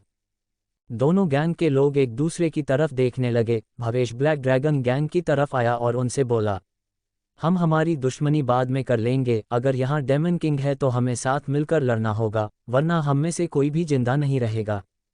बोलो, क्या कहते हो? भावेश से रानी पहले से नाराज थी। वह उसे तिरछी निगाहों से घूरने लगी। क्या होने वाला है कहानी में आगे? क्या दोनों गैंग एक साथ आ जाएंगी? क्या वो डेमन किंग का सामना कर पाएंगे? अगर ऐसा हुआ तो क्या दानिश दोनों गैंग का सामना कर पाएगा? 26 स्नेक डेमन किंग का कहर, प्राचीन जाल फॉर्मेशन। आप सभी को हमारी तरफ से बहुत सारा प्यार और धन्यवाद। जमीन की दरार से डेमन किंग की आवाज़ आ रही थी, जो जमीन के अंदर किसी खजाने की रक्षा कर रहा था। ज़्यादातर खजाने जो बहुत ज़्यादा ताकतवर होते हैं उनके रक्षक भी होते हैं जो उस खजाने की रक्षा करते हैं। बाहर खड़े योद्धाओं को इतना विश्वास तो हो ही गया था कि जमीन के अंदर कोई अनमोल खजाना है, लेकिन कोई भी अंदर जाने की हिम्मत नहीं कर रहा था। स्कॉर्पियो ग्रुप का leader Bhavesh black dragon gang के साथ हाथ मिलाने आया, जिसे रानी घूर कर देख रही थी, लेकिन वहीं सम्राट रानी की तरह भावनाओं में बहता नहीं था। वह दिमाग से काम लेने वाला इंसान था। उसने कुछ सोचा और कहा, ठीक है, हम साथ मिलकर उस डेमन किंग का सामना करेंगे। रानी कुछ बोलने वाली थी कि सम्राट ने उसे इशारे से शांत रहने को कहा। रानी ने मुंह बनाया और दूसरी तरफ देखने लगी। भावेश ने अपने साथियों को इशारा किया कि ये लोग मान गए हैं। भावेश, तो फिर ठीक है, अब हमें अंदर चलना चाहिए। सम्राट, हाँ चलो, हम आते हैं। भावेश अपनी टीम के पास पहुंच गया। इधर रानी ने सम्राट से मुंह फुलाया हुआ था। सम्राट उसके पास आया और उसे पीछे से हग करते हुए बोला, डार्लिंग, तुम गुस्सा मत करो। उस डेमन किंग को हम अकेले नहीं हरा सकते, हम बस इनका इस्तेमाल करेंगे। डेमन किंग के मरते ही हम इन्हें भी मार डालेंगे और हम पर कोई शक भी नहीं करेगा। सबको लगेगा शायद डेमन किंग ने उन्हें मार डाला। उन्होंने मेरी रानी का मजाक बनाया है, मैं उन्हें ऐसे कैसे छोड़ सकता हूँ। उद्धरण चिन्ह। बोलते हुए सम्राट के चेहरे पर एक कुटिल मुस्कान आ गई। सम्राट की बात सुन रानी भी खुश हो गई और सम्राट की तरफ घूमकर उसकी गर्दन में अपनी बाहों का हार डालते हुए बोली, सम्राट, तुम सच में बहुत अच्छे हो। कितना ध्यान रखते हो तुम मेरा, और मैं तुम पर ऐसे ही गुस्सा कर रही थी। उद्धरण चिन्ह। सम्राट ने प्लान बनाया कि वह उनके साथ लड़ेगा, लेकिन पूरी शक्ति से नहीं लड़ेगा। स्कॉर्पियो गैंग के कुछ मेंबर डेमन किंग के हाथों मारे जाएंगे और कुछ बच भी गए तो वो घायल होंगे या बिल्कुल थक गए होंगे, जिन्हें सम्राट आसानी से खत्म कर सकता था। सम्राट का प्लान एकदम परफेक्ट था। वह सभी मिलकर दरार की तरफ जाने लगे, लेकिन वह अंदर जा पाते इससे पहले दरार के अंदर से फुंकारता हुआ एक बहुत बड़ा सांप निकला, जिसके लंबाई कम से कम 30 फीट की रही होगी और इंसान जितना मोटा। सांप की आंखें बिल्कुल लाल सुर्ख दिखाई दे रही थी। उसके सिर पर 2 बड़े बड़े सींग भी थे। वह देखने में इतना खतरनाक लग रहा था कि जो योद्धा अभी उस पर हमला करने जा रहे थे वो डर कर काफी पीछे हट गए। चांदनी और मानवी दोनों ही दानिश के पीछे आकर खड़ी हो गई और उसके एक एक कंधे को कसकर जोर से पकड़ लिया। शिवा और अरुण दोनों एक दूसरे का चेहरा देखते रह गए, जैसे दोनों दानिश की किस्मत को अच्छा बता रहे हो। मानवी डरते हुए, सीनियर, यह क्या है? क्या ये कोई राक्षस है या फिर कोई शैतान? इसका ऑरा कितना खतरनाक दिख रहा है, हमें यहाँ से चलना चाहिए, यहाँ कोई खजाना बजाना नहीं है। उद्धरण चिन्ह। मानवी की बात पर चांदनी उसे घूर कर देखने लगी और बोली, कितनी डरपोक हो तुम, जो एक जानवर से डर गई। हम यहाँ से बना खजाने के नहीं जाएंगे। मानवी ने अपनी भौहें उठाई और बोली, ओ मैं डर गई तो फिर यह सब क्या है? दानिश के दूसरे हाथ की तरफ है साला करते हुए, जिसे चांदनी ने कसकर पकड़ रखा था। चांदनी, ओह वो मैं डरी नहीं हूँ, मैंने तो वीर को इसलिए पकड़ा है कि कहीं वह ना डर जाए। मैं नहीं डरती किसी जानकार से, चाहे वो कितना भी खतरनाक क्यों ना हो। उद्धरण चिन्ह। चांदनी की बात सुन अरुण मन में ही बोला, हाँ ये बात तो सही कही तुमने, तुम किसी जानवर से नहीं डरती, बल्कि जानवर ही तुम्हें देखकर डर जाते होंगे। अरुण मन ही मन मुस्कुराने लगा। मानवी ने अपना सर अजीब तरह से हिलाया, जैसे वह बोलना चाहती हो, हाँ मैं समझ गई, तुम नहीं, वीर ही डर रहा है। उद्धरण चिन्ह। तभी सांप ने एक जोर की हुंकार लगाई, जिससे वह दोनों अपनी बातें छोड़ एक साथ फिर से दानिश से जोर से चिपक गई। अरुण और शिवा ने अपना चेहरा दूसरी तरफ घूम लिया, जैसे उन्होंने कुछ देखा ही ना हो। स्नैक डेमन किंग, तुम तुच्छ इंसान, अपनी हरकतों से बाज नहीं आओगे। तुम्हारा लालच इतना बढ़ चुका है कि तुम्हें अपनी मौत भी दिखाई नहीं देती। खजाने के लालच में यहाँ मेरे पास मरने आ गए, पर इसमें मेरा ही फायदा है। आज मुझे बहुत दिनों बाद इंसानी गोश्त खाने को मिलेगा। बोलकर स्नेक डेमन किंग ने अपनी लंबी लपलपाती हुई जीभ बाहर निकली और अपने मुंह से आग निकालते हुए सामने खड़े योद्धाओं को जलाने की कोशिश की। लेकिन सभी योद्धा पहले से सतर्क थे, वो सभी साइड में हो गए। भावेश ने सम्राट की तरफ हमले का इशारा किया। इशारा करते ही दोनों ने अपनी तलवार बाहर निकली और हवा में उड़कर सांप पर वार करने लगे, लेकिन उनके बारों का सांप पर कोई असर नहीं हुआ। उन्हें हमला करता देख उनके साथी भी मिलकर सांप पर हमला करने लगे, लेकिन सांप भी हवा में उड़कर उन पर वापसी हमला कर रहा था। स्नेक सांप डेमन किंग ने उनके कई साथियों को घायल कर दिया। अपने साथियों को घायल होता देख भावेश को सांप पर गुस्सा आया। उसने अपनी सबसे खतरनाक तकनीक से हमला करने के बारे में सोचा। वह हवा में ऊपर गया और अपनी तलवार ऊपर कर अपनी स्पिरिचुअल एनर्जी तलवार में ट्रांसफर करने लगा। उसकी तलवार चमकने लगी, उसकी तलवार से एक रोशनी ऊपर आसमान में गई जिससे एक पोर्टल खुला। उस पोर्टल से एक ड्रैगन बाहर आया जो सुनहरे रंग का था।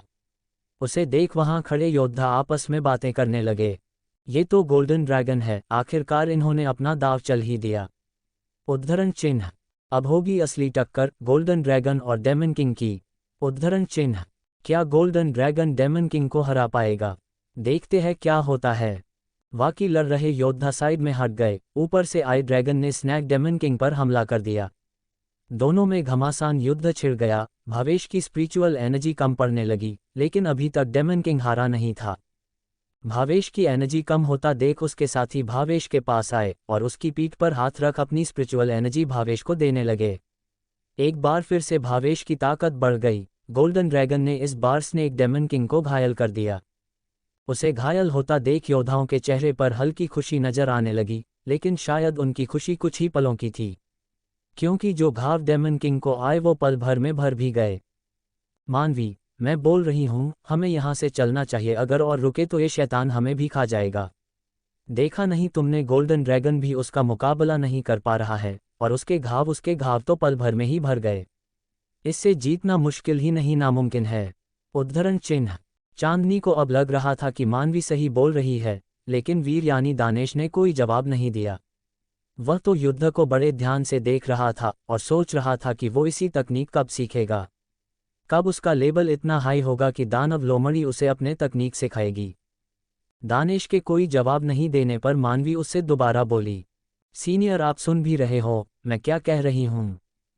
उसके हिलाने से दानेश अपने होश में आया और बोला, नहीं, हम कहीं नहीं जा रहे, पहले इन्हें ट्राई करने दो, अगर ये कामयाब रहे तो अच्छा है, वरना मैं भी डेमन किंग से एक मुकाबला करने की सोच रहा हूं। उद्धरण चिन्ह। डेमन किंग से मुकाबले की बात सुन सभी का मुंह खुला का खुला रह गया। मानवी, जिसे हमेशा दानेश पर विश्वास था, आज तो वो भी चौंक गई। उसे विश्वास नहीं था कि सीनियर कुछ ऐसा कहेंगे। उसे बिल्कुल नहीं लगा कि वीर उससे मुकाबला भी कर सकता है। अरुण आगे आया और बोला, भाई आप क्या सोच रहे हो? ये पागलपन है। मैं मानता हूं आप ताकतवर हो, लेकिन इतने भी नहीं कि एक डेमन किंग से मुकाबला कर सको। ये मुकाबला नहीं, आत्महत्या होगी। उद्धरण चिन्ह। शिवा भी वीर को समझाने लगा, लेकिन चांदनी खड़ी खड़ी वीर के बारे में सोच रही थी कि कुछ खास बात तो है इसमें, क्योंकि चांदनी को याद था कि जिस दरवाजे पर उसने अपनी सारी शक्तियों का इस्तेमाल कर लिया, लेकिन वो नहीं खोल पाए और वीर ने उसे एक हाथ लगाते ही खोल दिया था। लेकिन कई समझाने के बाद भी दानेश वहां से नहीं गया। उधर दूसरी तरफ डेमन किंग गोल्डन ड्रैगन के चारों तरफ लिपट गया और अपने मुंह के बड़े बड़े दांत ड्रैगन की गर्दन पर गड़ा दिए, जिससे गोल्डन ड्रैगन धीरे धीरे कांच की तरह बिखर गया। भावेश और उसके साथियों की स्पिरिचुअल एनर्जी कम हो गई। वो और ज्यादा डेमन किंग का सामना नहीं कर सकते थे। जब सम्राट ने देखा कि भावेश और उसके साथ थक गए हैं, सब उसके प्लान की तरह चल रहा था, सम्राट ने सोचा अब उसे डेमन किंग पर हमला करना चाहिए। उसने अपने साथियों की तरफ इशारा किया। उसके पांचों साथी एक इशारे पर आगे आ गए। सम्राट इन सभी के साथ डेमन किंग के चारों तरफ हवा में खड़े हो गए। उन सभी ने अपनी तलवार ऊपर की, जिससे रोशनी एक जगह पर केंद्रित होने लगी। वो सभी एक विशेष फॉर्मेशन में खड़े थे और किसी प्राचीन मंत्र का जाप कर रहे थे। धीरे धीरे डेमन किंग के चारों ओर एक फॉर्मेशन बनने लगी। वह एक तरह का जाल था। डेमन किंग के चारों ओर एक चमकदार पिंजरा बन गया। किसी योद्धा को समझ नहीं आया कि आखिर ये कौन सी फॉर्मेशन थी। क्या ये इतनी ताकतवर थी क्या जो डेमन किंग को कैद कर सके? साइड में खड़ी हुई रानी मुस्करा रही थी। शायद उसे पता था कि ये कैसा जाल था और कितना ताकतवर था, इसलिए वह बेखौफ बीच हवा में डेमन किंग के सामने खड़ी थी। डेमन किंग ने उस जाल से बाहर आने की कोशिश की, लेकिन वह उस पिंजरे से बाहर नहीं आ पाया और एक बिजली के झटके के साथ वापस पिंजरे में ही रह गया। क्या सम्राट की फॉर्मेशन काम आएगी? क्या दानेश भी डेमन किंग से मुकाबला करेगा? क्या परिणाम होगा उस मुकाबले का? कमेंट में जरूर बताएं, हमें इंतजार रहेगा। 27 सम्राट vs daemon king, end of daemon king. दरार से स्नैक डेमन किंग बाहर आया, जिसके साथ भावेश ने युद्ध किया, लेकिन भावेश अपने साथियों के साथ लड़कर भी उसे हरा नहीं पाया। दानेश ने कहा वो डेमन किंग से एक बार मुकाबला करना चाहता है। उसकी बात को सुनकर मानवी, शिवा और अरुण उसे समझाने लगे कि यह खुदकुशी होगी, लेकिन दानेश को इस बात से कोई फर्क नहीं पड़ा। उसे अपनी ताकत का परीक्षण करने के लिए इसे अच्छा अवसर दोबारा नहीं मिलेगा। वो बस ब्लैक ड्रैगन गैंग और स्कॉर्पियो गैंग के हार जाने का इंतजार कर रहा था। सम्राट ने अपने साथियों के साथ प्राचीन मंत्र से प्राचीन ताकतवर मंत्र जाल में उस डेमन किंग को कैद कर लिया। डेमन किंग वहां से निकलने के लिए मंत्र जाल से टकराया, लेकिन बिजली के झटके के साथ वह वापस अंदर जा गिरा। जिस पर सम्राट मुस्कराते हुए बोला, डेमन किंग, मैं मानता हूं तुम ताकतवर हो, लेकिन मेरे इस मंत्र जाल से बाहर निकल पाओ इतने भी ताकतवर नहीं हो। यह एक प्राचीन मंत्र जाल जो तुम्हारी ताकत से कई ज्यादा ताकतवर है, तुम इसे कभी नहीं तोड़ पाओगे। उद्धरण चिन्ह। डेमन किंग थोड़ा रुका और बोला, तुम इंसान भी ना कितने घमंडी होते हो, तुम्हारे पास थोड़ी ताकत आई नहीं कि उसी का घमंड करने लग जाते हो। इस मंत्र जाल को तोड़ना मेरे लिए कोई मुश्किल काम नहीं है, ये तुम्हें अभी पता चल जाएगा। उद्धरण चिन्ह। सम्राट जोर जोर से हंसने लगा। रानी सम्राट के पास आए और बोली, लगता है ये डेमन किंग अपने आप को कुछ ज्यादा ही ताकतवर समझ रहा है, लेकिन कोई बात नहीं, करने दो इसे अपनी कोशिश। इसे पता चल ही जाएगा कि ये मंत्र जाल कितना ताकतवर है। इस मंत्र जाल को कोई ग्रेट मास्टर लेवल का योद्धा जो पीक पर हो वही तोड़ सकता है। मुझे नहीं लगता ये इसके वश की बात है। मास्टर लेवल का योद्धा 50 जोड़, ग्रेट मास्टर लेवल 75 जोड़, ग्रेट ग्रैंड मास्टर लेवल 100 जोड़, सुप्रीम ग्रैंड मास्टर 150 जोड़, सुप्रीम ग्रेट ग्रैंड मास्टर 200 जोड़ इत्यादि। बाकी योद्धाओं को भी लगा कि अब डेमन किंग कैद हो चुका है तो वो आसानी से खजाना हासिल कर सकते हैं। दूर से देख रही चांदनी भी खुश हो गई और खुशी से बोली, वीर चलो, वो जानवर कैद हो चुका है, अब हम दरार के अंदर चलना चाहिए, शायद कोई खजाना हमें भी मिल जाए। वाकी भी चांदनी की इस बात से सहमत हो गए, लेकिन जाने क्यों दानेश को लग रहा था अभी तो असली मजा वाकी है, मतलब कि डेमन किंग ने अभी तक अपनी असली ताकत दिखाई ही नहीं थी। दानेश रुको, अभी मत जाओ, थोड़ा और इंतजार करो, देखते जाओ आगे क्या होने वाला है। उद्धरण चिन्ह। दानेश की बात उनमें से किसी को समझ नहीं आया, आखिर वह कहना क्या चाहता था। सभी उसे सवाल भरी नजरों से घूरने लगे, लेकिन दानेश ने डेमन किंग की तरफ इशारा कर दिया।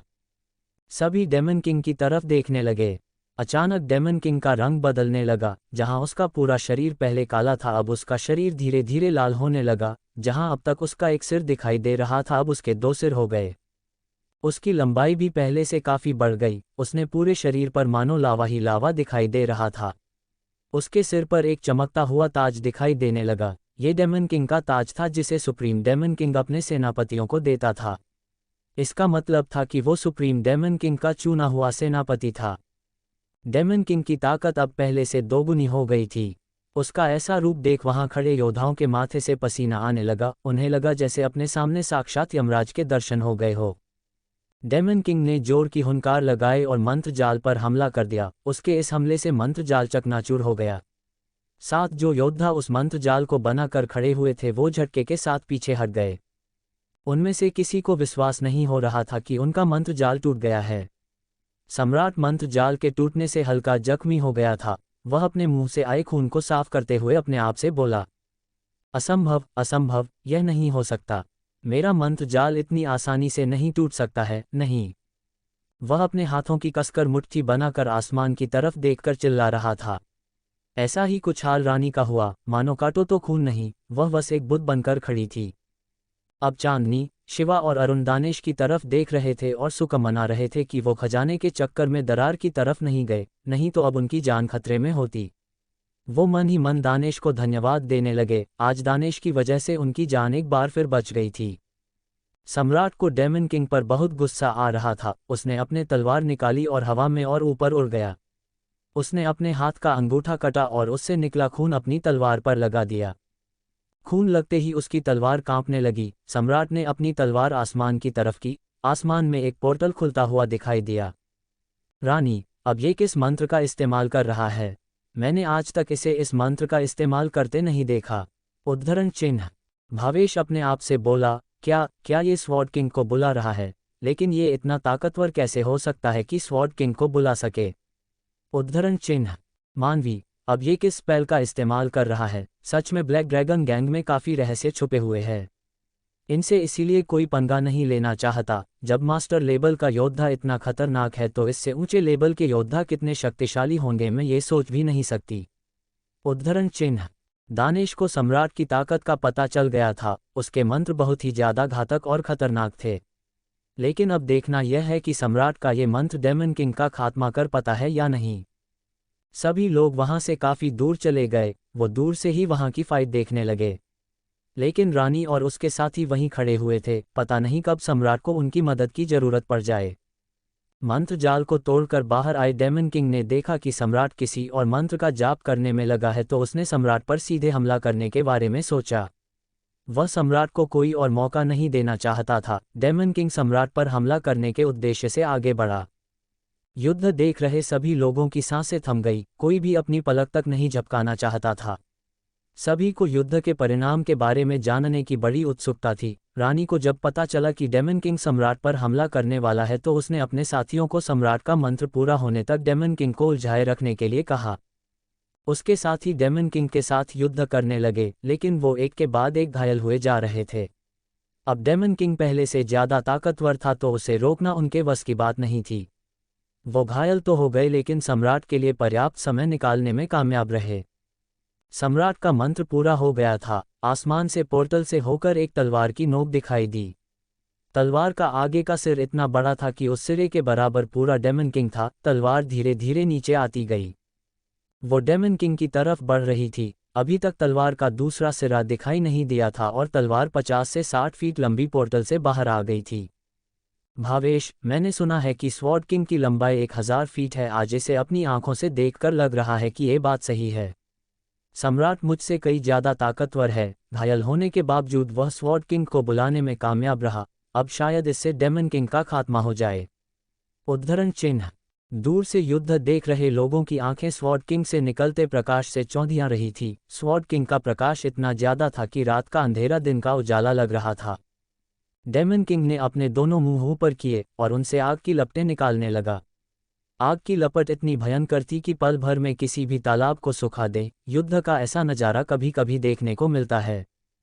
वो डेमन किंग की तरफ बढ़ रही थी। अभी तक तलवार का दूसरा सिरा दिखाई नहीं दिया था और तलवार 50 से 60 फीट लंबी पोर्टल से बाहर आ गई थी। भावेश, मैंने सुना है कि स्वॉर्ड किंग की लंबाई 1000 फीट है। आज इसे अपनी आंखों से देखकर लग रहा है कि ये बात सही है। सम्राट मुझसे कई ज्यादा ताकतवर है। घायल होने के बावजूद वह स्वॉर्ड किंग को बुलाने में कामयाब रहा। अब शायद इससे डेमन किंग का खात्मा हो जाए। उद्धरण चिन्ह। दूर से युद्ध देख रहे लोगों की आंखें स्वॉर्ड किंग से निकलते प्रकाश से चौंधिया रही थी। स्वॉर्ड किंग का प्रकाश इतना ज्यादा था कि रात का अंधेरा दिन का उजाला लग रहा था। डेमन किंग ने अपने दोनों मुंह ऊपर किए और उनसे आग की लपटें निकालने लगा। आग की लपट इतनी भयंकर थी कि पल भर में किसी भी तालाब को सुखा दे। युद्ध का ऐसा नज़ारा कभी कभी देखने को मिलता है। आग की लपटें सीधी स्वॉर्ड किंग से टकराने लगी, लेकिन स्वॉर्ड किंग आग की लपटों को चीरती हुई आगे बढ़े जा रही थी। अब सभी को लग रहा था कि डेमन किंग का खात्मा हो ही जाएगा। डेमन किंग लगातार आग की लपटें निकालता रहा, लेकिन स्वॉर्ड किंग पर इसका कोई असर नहीं हुआ। वह सीधे आकर डेमन किंग पर गिरी। तलवार के गिरने से वहां की जमीन कांपने लगी। यहां तक कि हवा में खड़े योद्धाओं को भी झटका महसूस हुआ। सच में ब्लैक ड्रैगन गैंग के लीडर एक असली योद्धा है। उन्होंने इतनी कम उम्र में स्वॉर्ड किंग तकनीक को सीख लिया। हाँ, और देखो, जिस डेमन किंग को स्कॉर्पियो ग्रुप साथ मिलकर नहीं हरा पाए, यहां तक कि खरोच भी नहीं दे पाए, उसे अकेले सम्राट ने धराशाही कर दिया। पूरे मैदान में सम्राट की जीत की चर्चा होने लगी। रानी के चेहरे पर जीत की खुशी दिखाई दे रही थी। सम्राट अब और ज्यादा स्वॉर्ड किंग को संभाल नहीं सकता था, तो उसने अपना मंत्र वापस लिया। मंत्र के वापस लेते ही स्वॉर्ड किंग वहां से गायब हो गई, साथ ही पोर्टल भी बंद हो गया। रानी जल्दी से सम्राट के पास गई और उसे सहारा देकर नीचे जमीन पर ले आए और सम्राट को ऊंचे दर्जे की जादुई गोली खिला दी, जिससे उसकी ताकत जल्दी ही वापस आ जाए। स्वॉर्ड किंग की वजह से उड़े धूल और लावे के गुब्बार धीरे धीरे शांत होने लगे। जब आसपास से धूल मिट्टी हटी तो सामने डेमन किंग पड़ा हुआ था, जिसके शरीर के 2 टुकड़े हो गए थे। उसे मरा हुआ देख लगभग सभी के चेहरे पर एक मुस्कान आ गई, जैसे उन्होंने ही उसे मारा हो। चांदनी, अब लगता है इसका अंत हो ही गया। अब मैं चली अपना खजाना लूटने। उससे और सब्र नहीं हो रहा था। वह जल्दी से दरार की तरफ बढ़ने लगी। बाकी योद्धा जो काफी समय से इस वक्त का इंतजार कर रहे थे, वो भी दरार की तरफ भागने लगे। लेकिन अचानक सभी के पैर जहां की तहां रुक गए। उनके चेहरे पर फिर से घबराहट, डर दिखाई देने लगा।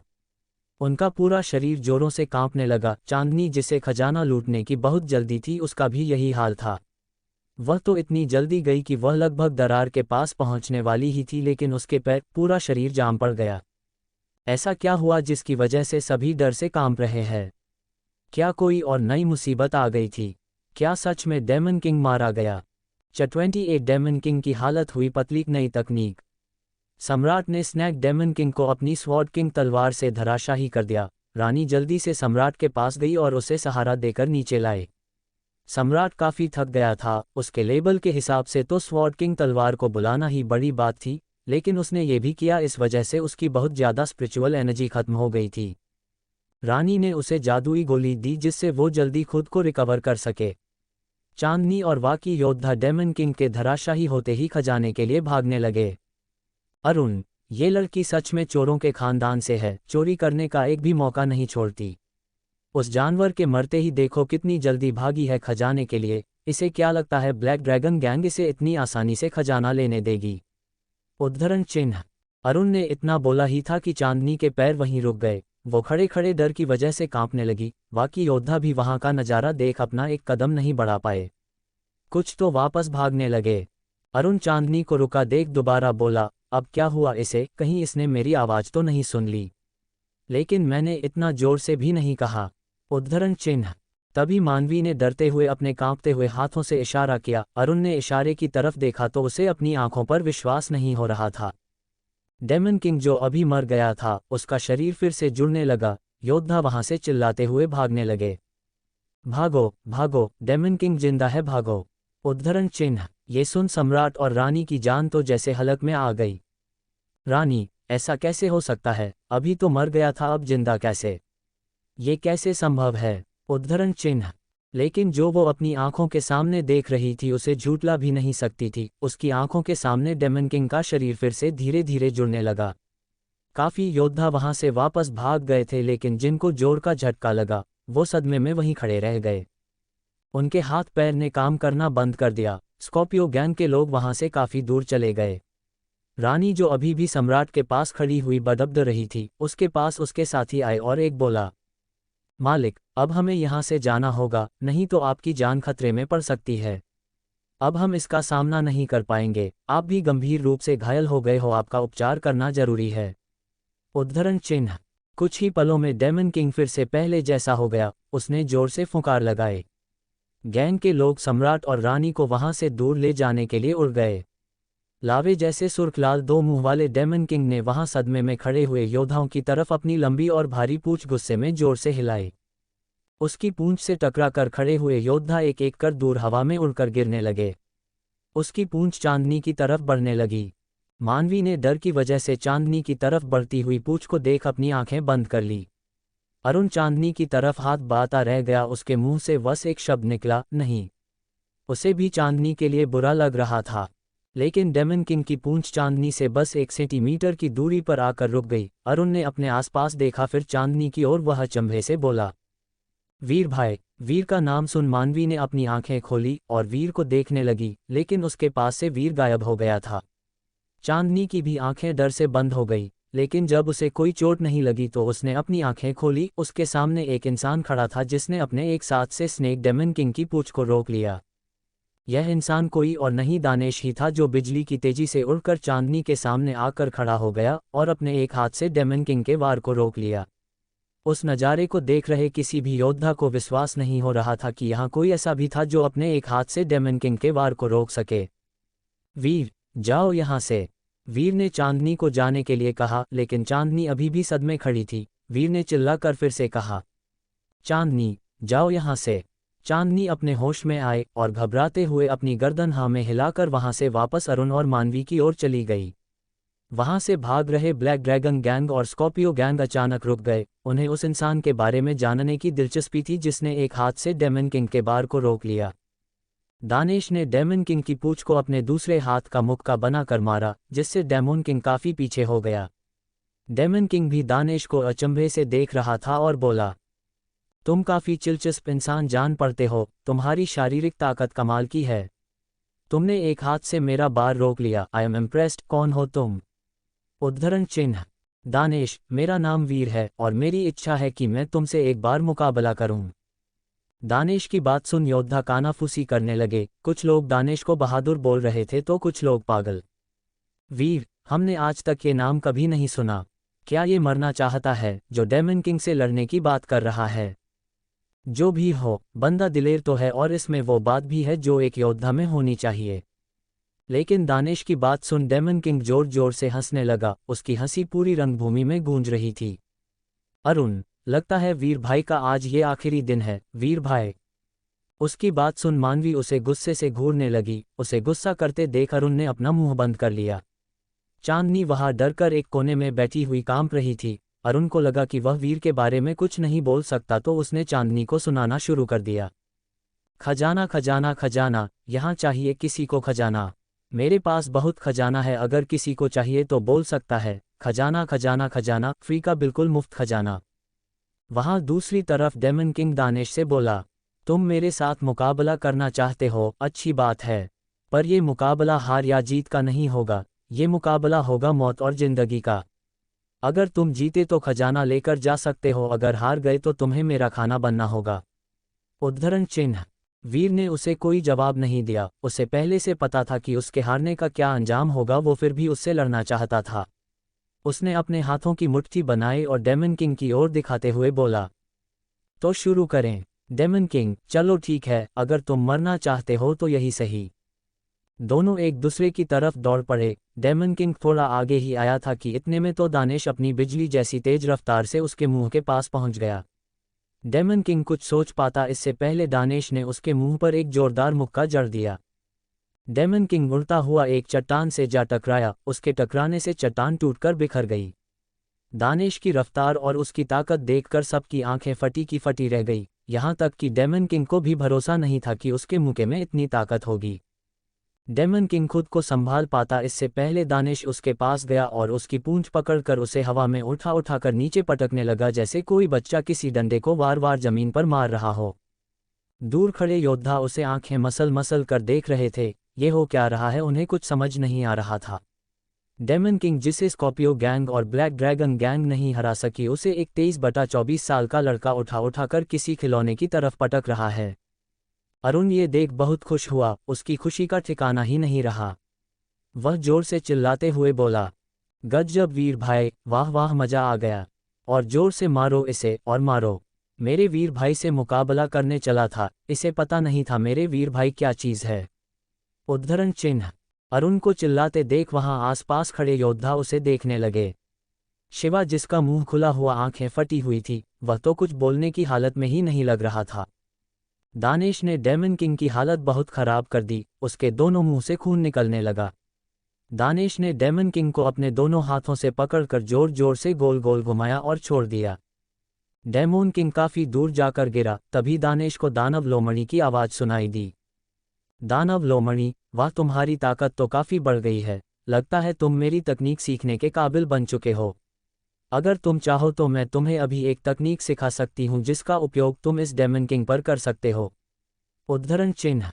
लोमड़ी की बात सुन दानेश मन ही मन खुश हो गया और बोला, हाँ, मैं इस वक्त का बेसब्री से इंतजार कर रहा था। मुझे अपनी तकनीक सिखाओ प्लीज। दानव लोमड़ी, लेकिन मेरी तकनीक से अभी तुम्हें कमजोरी महसूस होगी, जब तक तुम इसे पूरी तरह ना सीख जाओ। दानेश, मुझे कोई दिक्कत नहीं है, पर यह डेमन किंग मर जाना चाहिए, वरना ये मुझे नहीं छोड़ेगा। दानव लोमड़ी, इसकी चिंता तुम मत करो, पहले हम दोनों को हमारी आत्मा एक करनी होगी, दोनों का दिल दिमाग एक होना चाहिए, फिर तुम मेरी तकनीक उपयोग कर सकते हो। दानेश बीच मुकाबले में अपनी आंखें बंद कर ध्यान करने लगा। उसे ऐसा करता देख किसी को समझ नहीं आया आखिर वो करना क्या चाहता था। दूसरी तरफ डेमन किंग, जिसकी हालत बहुत खराब हो चुकी थी, वह इतने कम टाइम में पहले जैसा हो गया। डेमन किंग, लगता है मैंने ही तुम्हें कम आंक लिया था। अब मैं तुम पर कोई रहम नहीं दिखाने वाला। अब तुम मरने के लिए तैयार हो जाओ। डेमन किंग चिल्लाता हुआ दानेश पर हमला करने के लिए दौड़ पड़ा, लेकिन दानेश अभी भी ध्यान में था। सभी के दिल की धड़कन तेज हो गई। उनमें से कोई नहीं जान पा रहा था कि दानेश क्या कर रहा था। वह बीच मुकाबले में ध्यान में क्यों चला गया। डेमोन किंग दानेश पर हमला करने वाला था कि अचानक से दानेश का ऑरा ही बदल गया। उसके पीछे एक काली परछाई नजर आने लगी। जिसे देख डेमन किंग भी डर गया और वहीं रुक गया। वह काली परछाई धीरे धीरे दानिश के शरीर में समा गई। दानिश के शरीर से काला धुआं सा निकलने लगा। डेमन किंग डरते हुए अपने मन में बोला, द डेमन फॉक्स, ऐसा कैसे हो सकता है? सभी डेमन फॉक्स तो मारी जा चुकी है, तो फिर इतनी ताकतवर डेमन फॉक्स कहाँ से आए? उद्धरण चिन्ह। क्या होगा कहानी में आगे? कौन सी तकनीक सिखाई थी दानव लोमड़ी ने दानिश को? क्या अब होने वाला है डेमन किंग का अंत? 29 black heavenly fire. Daemon king मारा गया। दानिश डेमन किंग को उठाकर पटक रहा था, जिसे देख वहां किसी योद्धा को विश्वास नहीं हो रहा था कि जिसे स्कॉर्पियो गैंग और ब्लैक ड्रैगन गैंग नहीं हरा सकी, उसे एक 22/23 साल का लड़का उठाकर पटक रहा है। वो बार बार अपनी आंखें मसल कर देख रहे थे। दानिश ने दोनों हाथों से डेमन किंग को उठाया और जोर जोर से चारों तरफ घुमाकर दूर फेंक दिया। तभी दानव लोमड़ी ने दानिश से कहा कि वह उसे अपनी तकनीक सिखा सकती है, लेकिन इससे उसे कमजोरी महसूस होगी। दानिश तकनीक सीखने के लिए आंखें बंद कर ध्यान में चला गया। दूसरी तरफ डेमन किंग के थोड़ी ही देर में घाव ठीक हो गए और वह चिल्लाते हुए दानिश पर हमला करने के लिए दौड़ पड़ा। जब डेमन किंग दानिश पर हमला करने वाला था कि उसे दानिश के पीछे एक डेमन फॉक्स की परछाई दिखाई दी, जिसे देख वह वहीं जम गया और खुद से मन ही मन बोला, नहीं, ऐसा नहीं हो सकता। डेमन फॉक्स ये तो बहुत साल पहले खत्म हो चुके थे, ये वापस कैसे लौट आए? उद्धरण चिन्ह। वहां खड़े हुए योद्धाओं ने भी ये तकनीक पहली बार देखी थी। उन्हें लग रहा था कि जैसे वीर कोई काला जादू कर रहा है। दानिश के पीछे खड़ी हुई परछाई धीरे धीरे दानिश के शरीर में समा गई। दानिश ने अपनी आंखें खोली तो उसकी आंखों का रंग बदल चुका था। अब उसकी आंखें किसी जंगली लोमड़ी की तरह लग रही थी। उसकी आंखों के किनारे से काला धुआं निकल रहा था। धीरे धीरे उसके पूरे शरीर से काला धुआं निकलने लगा। इस समय दानिश दिखने में उस डेमन किंग से भी ज्यादा खतरनाक लग रहा था। दानिश का ऑरा किसी राक्षस का लग रहा था। वैसे भी अब उसकी और दानव लोमड़ी की स्पिरिचुअल एनर्जी एक हो चुकी थी, इस कारण उसका ऑरा भी दानवों जैसा लग रहा था। उसे देख लोग बातें करने लगे, ये तो कोई राक्षस लग रहा है, ये इसने कौन सा स्पेल इस्तेमाल किया है? लगता है कोई फॉरबिडन स्पेल है। अरुण, मानवी, चांदनी और शिवा भी दानिश के इस खतरनाक लुक को देख डर गए थे। यहां तक कि डेमन किंग भी उसे देख बहुत ही ज्यादा डर गया। दानिश धीरे धीरे डेमन किंग की तरफ बढ़ने लगा और डेमन किंग पीछे हट रहा था। यह नज़ारा देख लोग फिर से चौंक गए। इससे भी ज्यादा तब चौंक गए जब अचानक डेमन किंग दानिश के सामने झुक गया और बोला, मुझे माफ़ कर दो, मैं ही बेवकूफ़ हूँ। मैं अपनी बेवकूफ़ी में न जाने क्या क्या बोल गया। प्लीज़ मुझे जाने दो, मुझे मत मारो। लेकिन दानिश लगातार उसकी तरफ बढ़ता रहा। डेमन किंग को लगा जैसे अब उसकी मौत तय हो चुकी है। उसने वहां से भागने के बारे में सोचा। डेमन किंग वहां से भागने के लिए मुड़ा ही था कि दानिश बिजली की तेजी से उसके सामने आकर खड़ा हो गया। डेमन किंग के चेहरे पर अपनी मौत का डर साफ दिखाई दे रहा था। दानिश ने अपना बायां हाथ ऊपर उठाया। उसके हाथ उठाते ही डेमन किंग के सर पर रखा हुआ ताज उड़कर दानिश के हाथ में आ गया। दानिश ने बिना देरी किए उसे अपने हाथों से मसल दिया। ताज राख की तरह हवा में बिखर गया। दानव लोमड़ी डेमन किंग की मौत के बारे में जानती थी। जब तक उनका ताज नहीं टूटेगा तब तक वो मरकर भी जिंदा हो जाएंगे। जैसे एक जादूगर की जान उसके तोते में होती है, उसी तरह डेमन किंग की जान उसके ताज में होती थी। ताज के टूटने के बाद वो दोबारा जिंदा नहीं हो सकते थे। इस समय दानिश और लोमड़ी की शक्तियां एक हो चुकी थी, लेकिन कुछ ही समय के लिए दानिश ने समय खराब ना करते हुए डेमन किंग के पास आया और अपनी तर्जनी उंगली को अंगूठे से बांधकर हाथ को डेमन किंग के माथे के पास ले गया। डेमन किंग डर की वजह से कांप रहा था। वह अपनी मौत के इंतजार के अलावा कुछ नहीं कर सकता था। डेमन किंग, आज भले ही तुम मुझे मार दो, लेकिन कल मेरे डेमन भाई बहन तुमसे मेरी मौत का बदला लेने जरूर आएंगे। तुम उनका सामना नहीं कर पाओगे। उद्धरण चिन्ह। दानिश ने अपनी तर्जनी उंगली अंगूठे की कैद से छोड़ दी, जो डेमन किंग के माथे पर लगी। उसकी ताकत इतनी बढ़ गई थी कि मात्र तर्जनी अंगुली के बार से डेमन किंग उड़ता हुआ पीछे की चट्टान पर जाकर ऐसा गिरा कि कभी उठने लायक नहीं बचा। मात्र तर्जनी अंगुली के बार से डेमन किंग मर गया, लेकिन शक्ति के साथ उसे जैसे एक अभिशाप मिला हो। डेमन किंग के मरते ही दानिश नॉर्मल हो गया। सारा काला धुआं गायब हो गया, लेकिन उसके शरीर में भयंकर दर्द होने लगा। उसे बहुत ही ज्यादा थकावट महसूस हो रही थी। उसने वहां खड़े योद्धाओं की तरफ देखा। उसके देखते ही सभी ने अपने कदम पीछे ले लिए, लेकिन अरुण वहां आ गया और बोला, वाह वीर भाई, कमाल कर दिया। क्या मारा आपने उस जानवर को, मजा ही आ गया देखकर। अब यहां आपसे पंगा लेने वाला कोई नहीं है। अब सारा खजाना हमारा होगा। वैसे भी जो इंसान अपनी एक उंगली से डेमन किंग को मार सकता है उससे कौन हो पंगा लेना चाहिए। लेकिन किसी को दानिश की हालत का अंदाजा नहीं था कि वह फिलहाल कुछ नहीं कर सकता था, इसलिए दानिश वहां और समय खराब नहीं कर सकता था। उसे खजाना लेकर वहां से जल्दी ही निकलना होगा। जमीन की दरार से घूमता हुआ एक कमल का फूल बाहर आया, जिसके बीच में एक काली आग जल रही थी। उसे देख सभी मुंह से एक साथ निकला, black heavenly fire. Heavenly fire को देख सभी के मन में लालच जागने लगा। दानिश जल्दी से कमल के पास गया और उसे उठा लिया। दानिश, चलो यहाँ से, बोलकर दूसरे हाथ से अरुण को पकड़कर वहां से उड़ गया। उसके पीछे पीछे चांदनी, शिवा और मानवी भी उड़ गए। बाकी योद्धा उन्हें जाते हुए देख रहे थे, लेकिन किसी की हिम्मत नहीं हुई कि कोई उस पर खजाने के लिए हमला कर सके। उन्हें अपनी और वीर की ताकत में अंतर पता चल गया था। सभी योद्धा एक एक कर वहां से जाने लगे। आखिर में वहां ब्लैक ड्रैगन गैंग और स्कॉर्पियो ग्रुप बचा था, जो यहां सिर्फ ब्लैक हेवनली फायर के लिए आया था, जिसे कोई उनकी आंखों के सामने उठाकर ले गया। सम्राट, कौन था वो जो हेवनली फायर को ले गया? हम ऐसे ही उसे हेवनली फायर नहीं लेकर जाने दे सकते। पिताजी का सख्त आदेश था, हमें हेवनली फायर किसी भी हाल में चाहिए, वो हमारे परिवार के लिए बहुत जरूरी है। रानी, और तुम्हारी हालत, क्या वो जरूरी नहीं है? तुमने उसकी ताकत देखी थी ना, वो कोई शैतान लग रहा था। क्या तुम अपनी इस हालत में उसका मुकाबला कर सकते हो? उद्धरण चिन्ह। रानी की बात सही थी, सम्राट अभी जख्मी था। वो वीर का सामना करने के लिए बहुत कमजोर था, लेकिन उन्हें क्या पता था कि वीर की हालत उससे भी ज्यादा खराब थी। सम्राट ने अपने एक मेंबर से कहा, जाओ और उसका छुप कर पीछा करो, मेरी हालत में सुधार होने के बाद हम उस पर हमला करेंगे। उद्धरण चिन्ह। सम्राट का आदेश मिलते ही वो दानिश के पीछे उसी दिशा में उड़ गया। भावेश ने भी कुछ ऐसा ही किया, उसने भी अपना एक मेंबर दानिश के पीछे लगा दिया था। दूसरी तरफ दानिश, चांदनी, शिवा, मानवी एक साथ उड़ रहे थे। मानवी तो अपने ही ख्यालों में खोई हुई थी, उसकी नज़र दानिश से हटने का नाम नहीं ले रही थी। उसके लिए दानिश ही सबसे बड़ा खजाना था। लेकिन चांदनी, जो अपनी आदत से मजबूर चोरनी जो थी, उसी नज़र अभी भी दानिश के हाथ में लगी ब्लैक हेवनली फायर पर टिकी हुई थी। अरुण, दानिश भाई, आपने मुझे फिर से चौंका दिया। आप इतने ताकतवर होंगे मुझे लगा नहीं था। आपके सामने तो ब्लैक ड्रैगन गैंग कुछ भी नहीं है।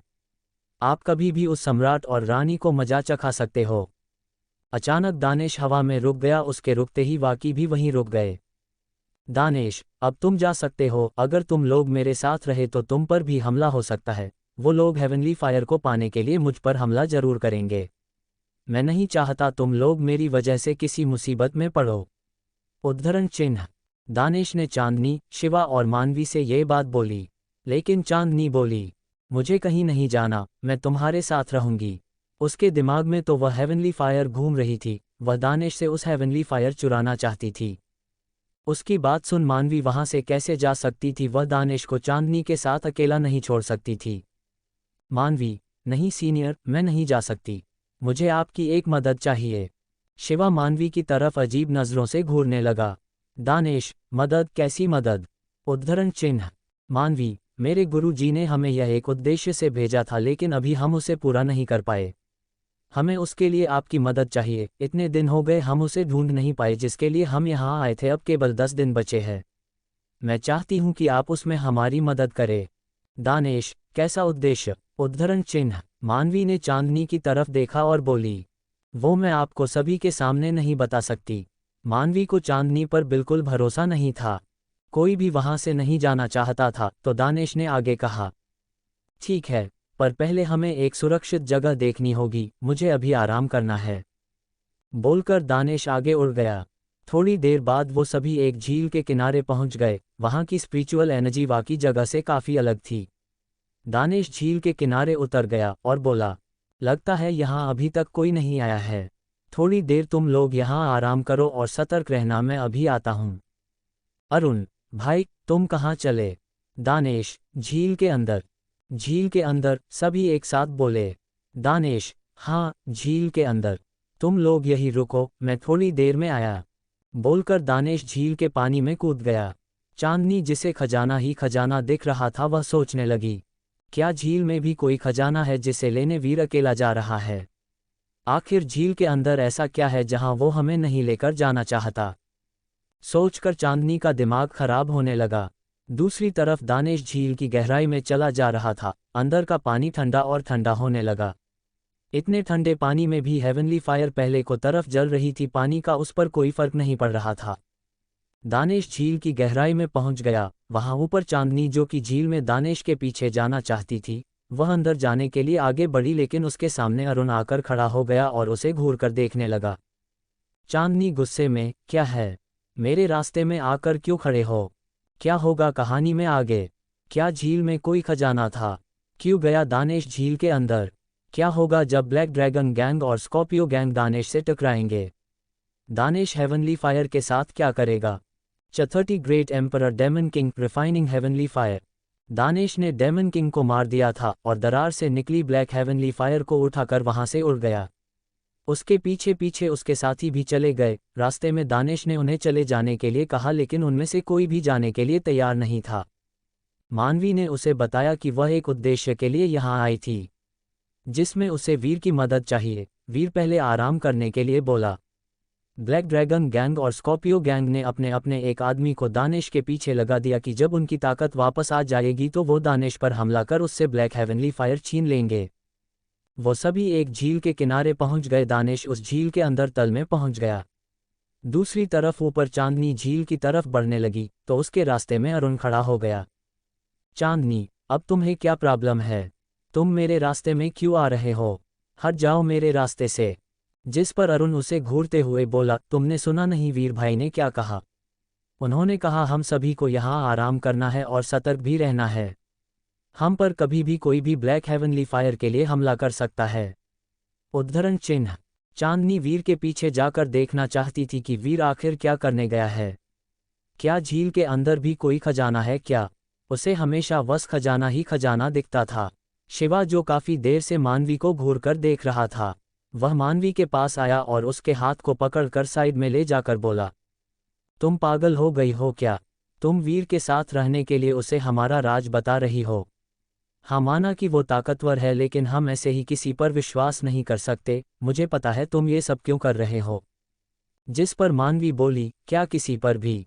इसका क्या मतलब है? वह वीर है। वीर, उसने हमारी जान 2 बार बचाई है। अगर वह नहीं होता तो आज हम 2 बार मर चुके होते। मुझे पता है मैं क्या कर रही हूँ। वह हमें धोखा नहीं देगा। और हमने इतने दिन उसे ढूंढ लिया, लेकिन हमें कहीं नहीं मिली। अब उसकी मदद लेने में क्या बुराई है? उद्धरण चिन्ह। शिवा, ठीक है, तुम्हें जो ठीक लगे वह करो, मैं कुछ नहीं बोलूंगा अब। और मुंह बनाकर वहां से निकल गया। मानवी भी उसके पीछे पीछे झील के किनारे आ गई, जहां अभी भी अरुण और चांदनी बहस कर रहे थे। मानवी, अब तुम दोनों बहस क्यों कर रहे हो? तुम दोनों थोड़ी देर शांत नहीं रह सकते क्या? उद्धरण चिन्ह। मानवी की बात सुन दोनों ने एक दूसरे की तरफ मुंह बनाया और एक दूसरे की तरफ पीठ फेर कर खड़े हो गए।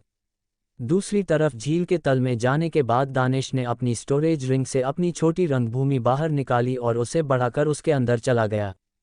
ये जगह उसके लिए बिल्कुल सेफ थी। अभी वो इसके बारे में किसी को बताना नहीं चाहता था, इसलिए झील के अंदर आया। अंदर जाकर दानिश अपने आप से बोला, अब मैं बाहर के मुकाबले जल्दी ही अपनी ताकत वापस पा लूंगा। बाहर मुझे ठीक होने में ज़्यादा समय लगता, लेकिन अब मैं थोड़ी ही देर में सही हो जाऊंगा। उद्धरण चिन्ह। तभी दानव लोमड़ी बोली, इतनी जल्दी नहीं है ठीक होने की, उससे पहले तुम्हें एक काम करना होगा। दानेश, कैसा काम? अब क्या काम है? दानव लोमड़ी, वाह, इस हेवनली फायर को क्या इस जगह को सजाने के लिए लाए हो? इसे ऑब्जॉर्ब नहीं करना क्या? अगर तुम इसे ऑब्जॉर्ब कर लेते हो तो तुम्हारी ताकत पहले से भी कई गुना बढ़ जाएगी और साथ ही साथ तुम हेवनली फायर को कंट्रोल कर उसे अपना हथियार और कवच दोनों बना सकते हो। दानव लोमड़ी की बात दानेश को सुनने में बहुत अच्छी लगी। दानव लोमड़ी आगे बोली, ये सही मौका है इसे ऑब्जॉर्ब करने का। बस तुम्हें थोड़ा दर्द और सहन करना होगा, बाकी मैं संभाल लूंगी। उद्धरण चिन्ह। दानेश, ठीक है, फिर दर्द तो मैं सहन कर लूंगा। तो फिर शुरू करते हैं। उद्धरण चिन्ह। दानेश अपने हाथ में ब्लैक हेवनली फायर के कमल को लेकर नीचे बैठ गया और अपनी आंखें बंद कर उसे ऑब्जॉर्ब करने लगा। धीरे धीरे हेवनली फायर उसके शरीर में समाने लगी। दानेश का दर्द बढ़ता जा रहा था। उसे लग रहा था जैसे वो किसी लावे की नदी में कूद गया हो। उसके शरीर में बहुत तेज आग सी लग रही थी। अचानक वह किसी और डायमेंशन में पहुंच गया। यह अंतरिक्ष जैसा लग रहा था। बीच में एक फाइट एरेना बना हुआ था, जिसके बीचों बीच वह खड़ा हुआ था। उसके चारों ओर ब्लैक हेवनली फायर घूम रही थी। तभी उसे एक आवाज़ सुनाई दी, अब जल्दी से हेवनली फायर को कंट्रोल करो, तुम्हारे पास ज़्यादा समय नहीं है। यह आवाज़ दानव लोमड़ी की थी। उसकी आवाज़ सुन दानिश हेवनली फायर को पकड़ने की कोशिश करने लगा, लेकिन हेवनली फायर उससे भी तेज उड़ रही थी। उसे फिर से दानव लोमड़ी की आवाज़ आए, इसे ताकत से नहीं दिल से अपने वश में करो। दानिश अपनी आंखें बंद कर खड़ा हो गया और हेवनली फायर से कनेक्शन जोड़ने लगा। बाहर उसका शरीर हेवनली फायर की लपटों से घिरा हुआ था, उसका शरीर धीरे धीरे काला पड़ने लगा। अगर जल्दी ही उसने हेवनली फायर को कंट्रोल नहीं किया तो हेवनली फायर उसे ही जलाकर राख कर देगी। एक दूसरी दुनिया जहां पर एक बड़ा सिंहासन लगा हुआ था, उसके सामने बड़े बड़े लाइन में खंभे बने हुए थे। ये जगह हवा में ऊपर उड़ रही थी, जैसे कोई जमीन का टुकड़ा हवा में तैर रहा हो। उस जगह के चारों ओर लावे का दरिया बना हुआ था, जिसमें कई सारे खतरनाक जानवर डेमन किंग तैर रहे थे, एक दूसरे से फाइट भी कर रहे थे। वहां का आसमान लाल सुर्ख खून जैसा था। उस बड़े सिंहासन के पीछे आधा चांद बना हुआ था। उस बड़े सिंहासन पर एक चमकता ताज पहने एक इंसान बैठा हुआ था। वो लग इंसान रहा था, लेकिन वो कोई इंसान नहीं, ग्रेट एम्पेरर डेमन किंग था। उसे अचानक एक जोर का बिजली का झटका लगा। ग्रेट एम्परर किंग को झटका लगते ही पास में खड़ा हुआ एक एम्परर किंग उसके पास आया और बोला, क्या हुआ महाराज, आप ठीक हो ना? उद्धरण चिन्ह। ग्रेट एम्परर डेमन किंग कुछ सोचकर बोला, हाँ मैं ठीक हूँ, लेकिन किसी ने स्नैक डेमन किंग को मार डाला। उसने मेरा दिया हुआ ताज भी तोड़ दिया, जिसकी वजह से मैं उसके कांटेक्ट में था, उसके टूटने की वजह से मुझे झटका लगा। उद्धरण चिन्ह।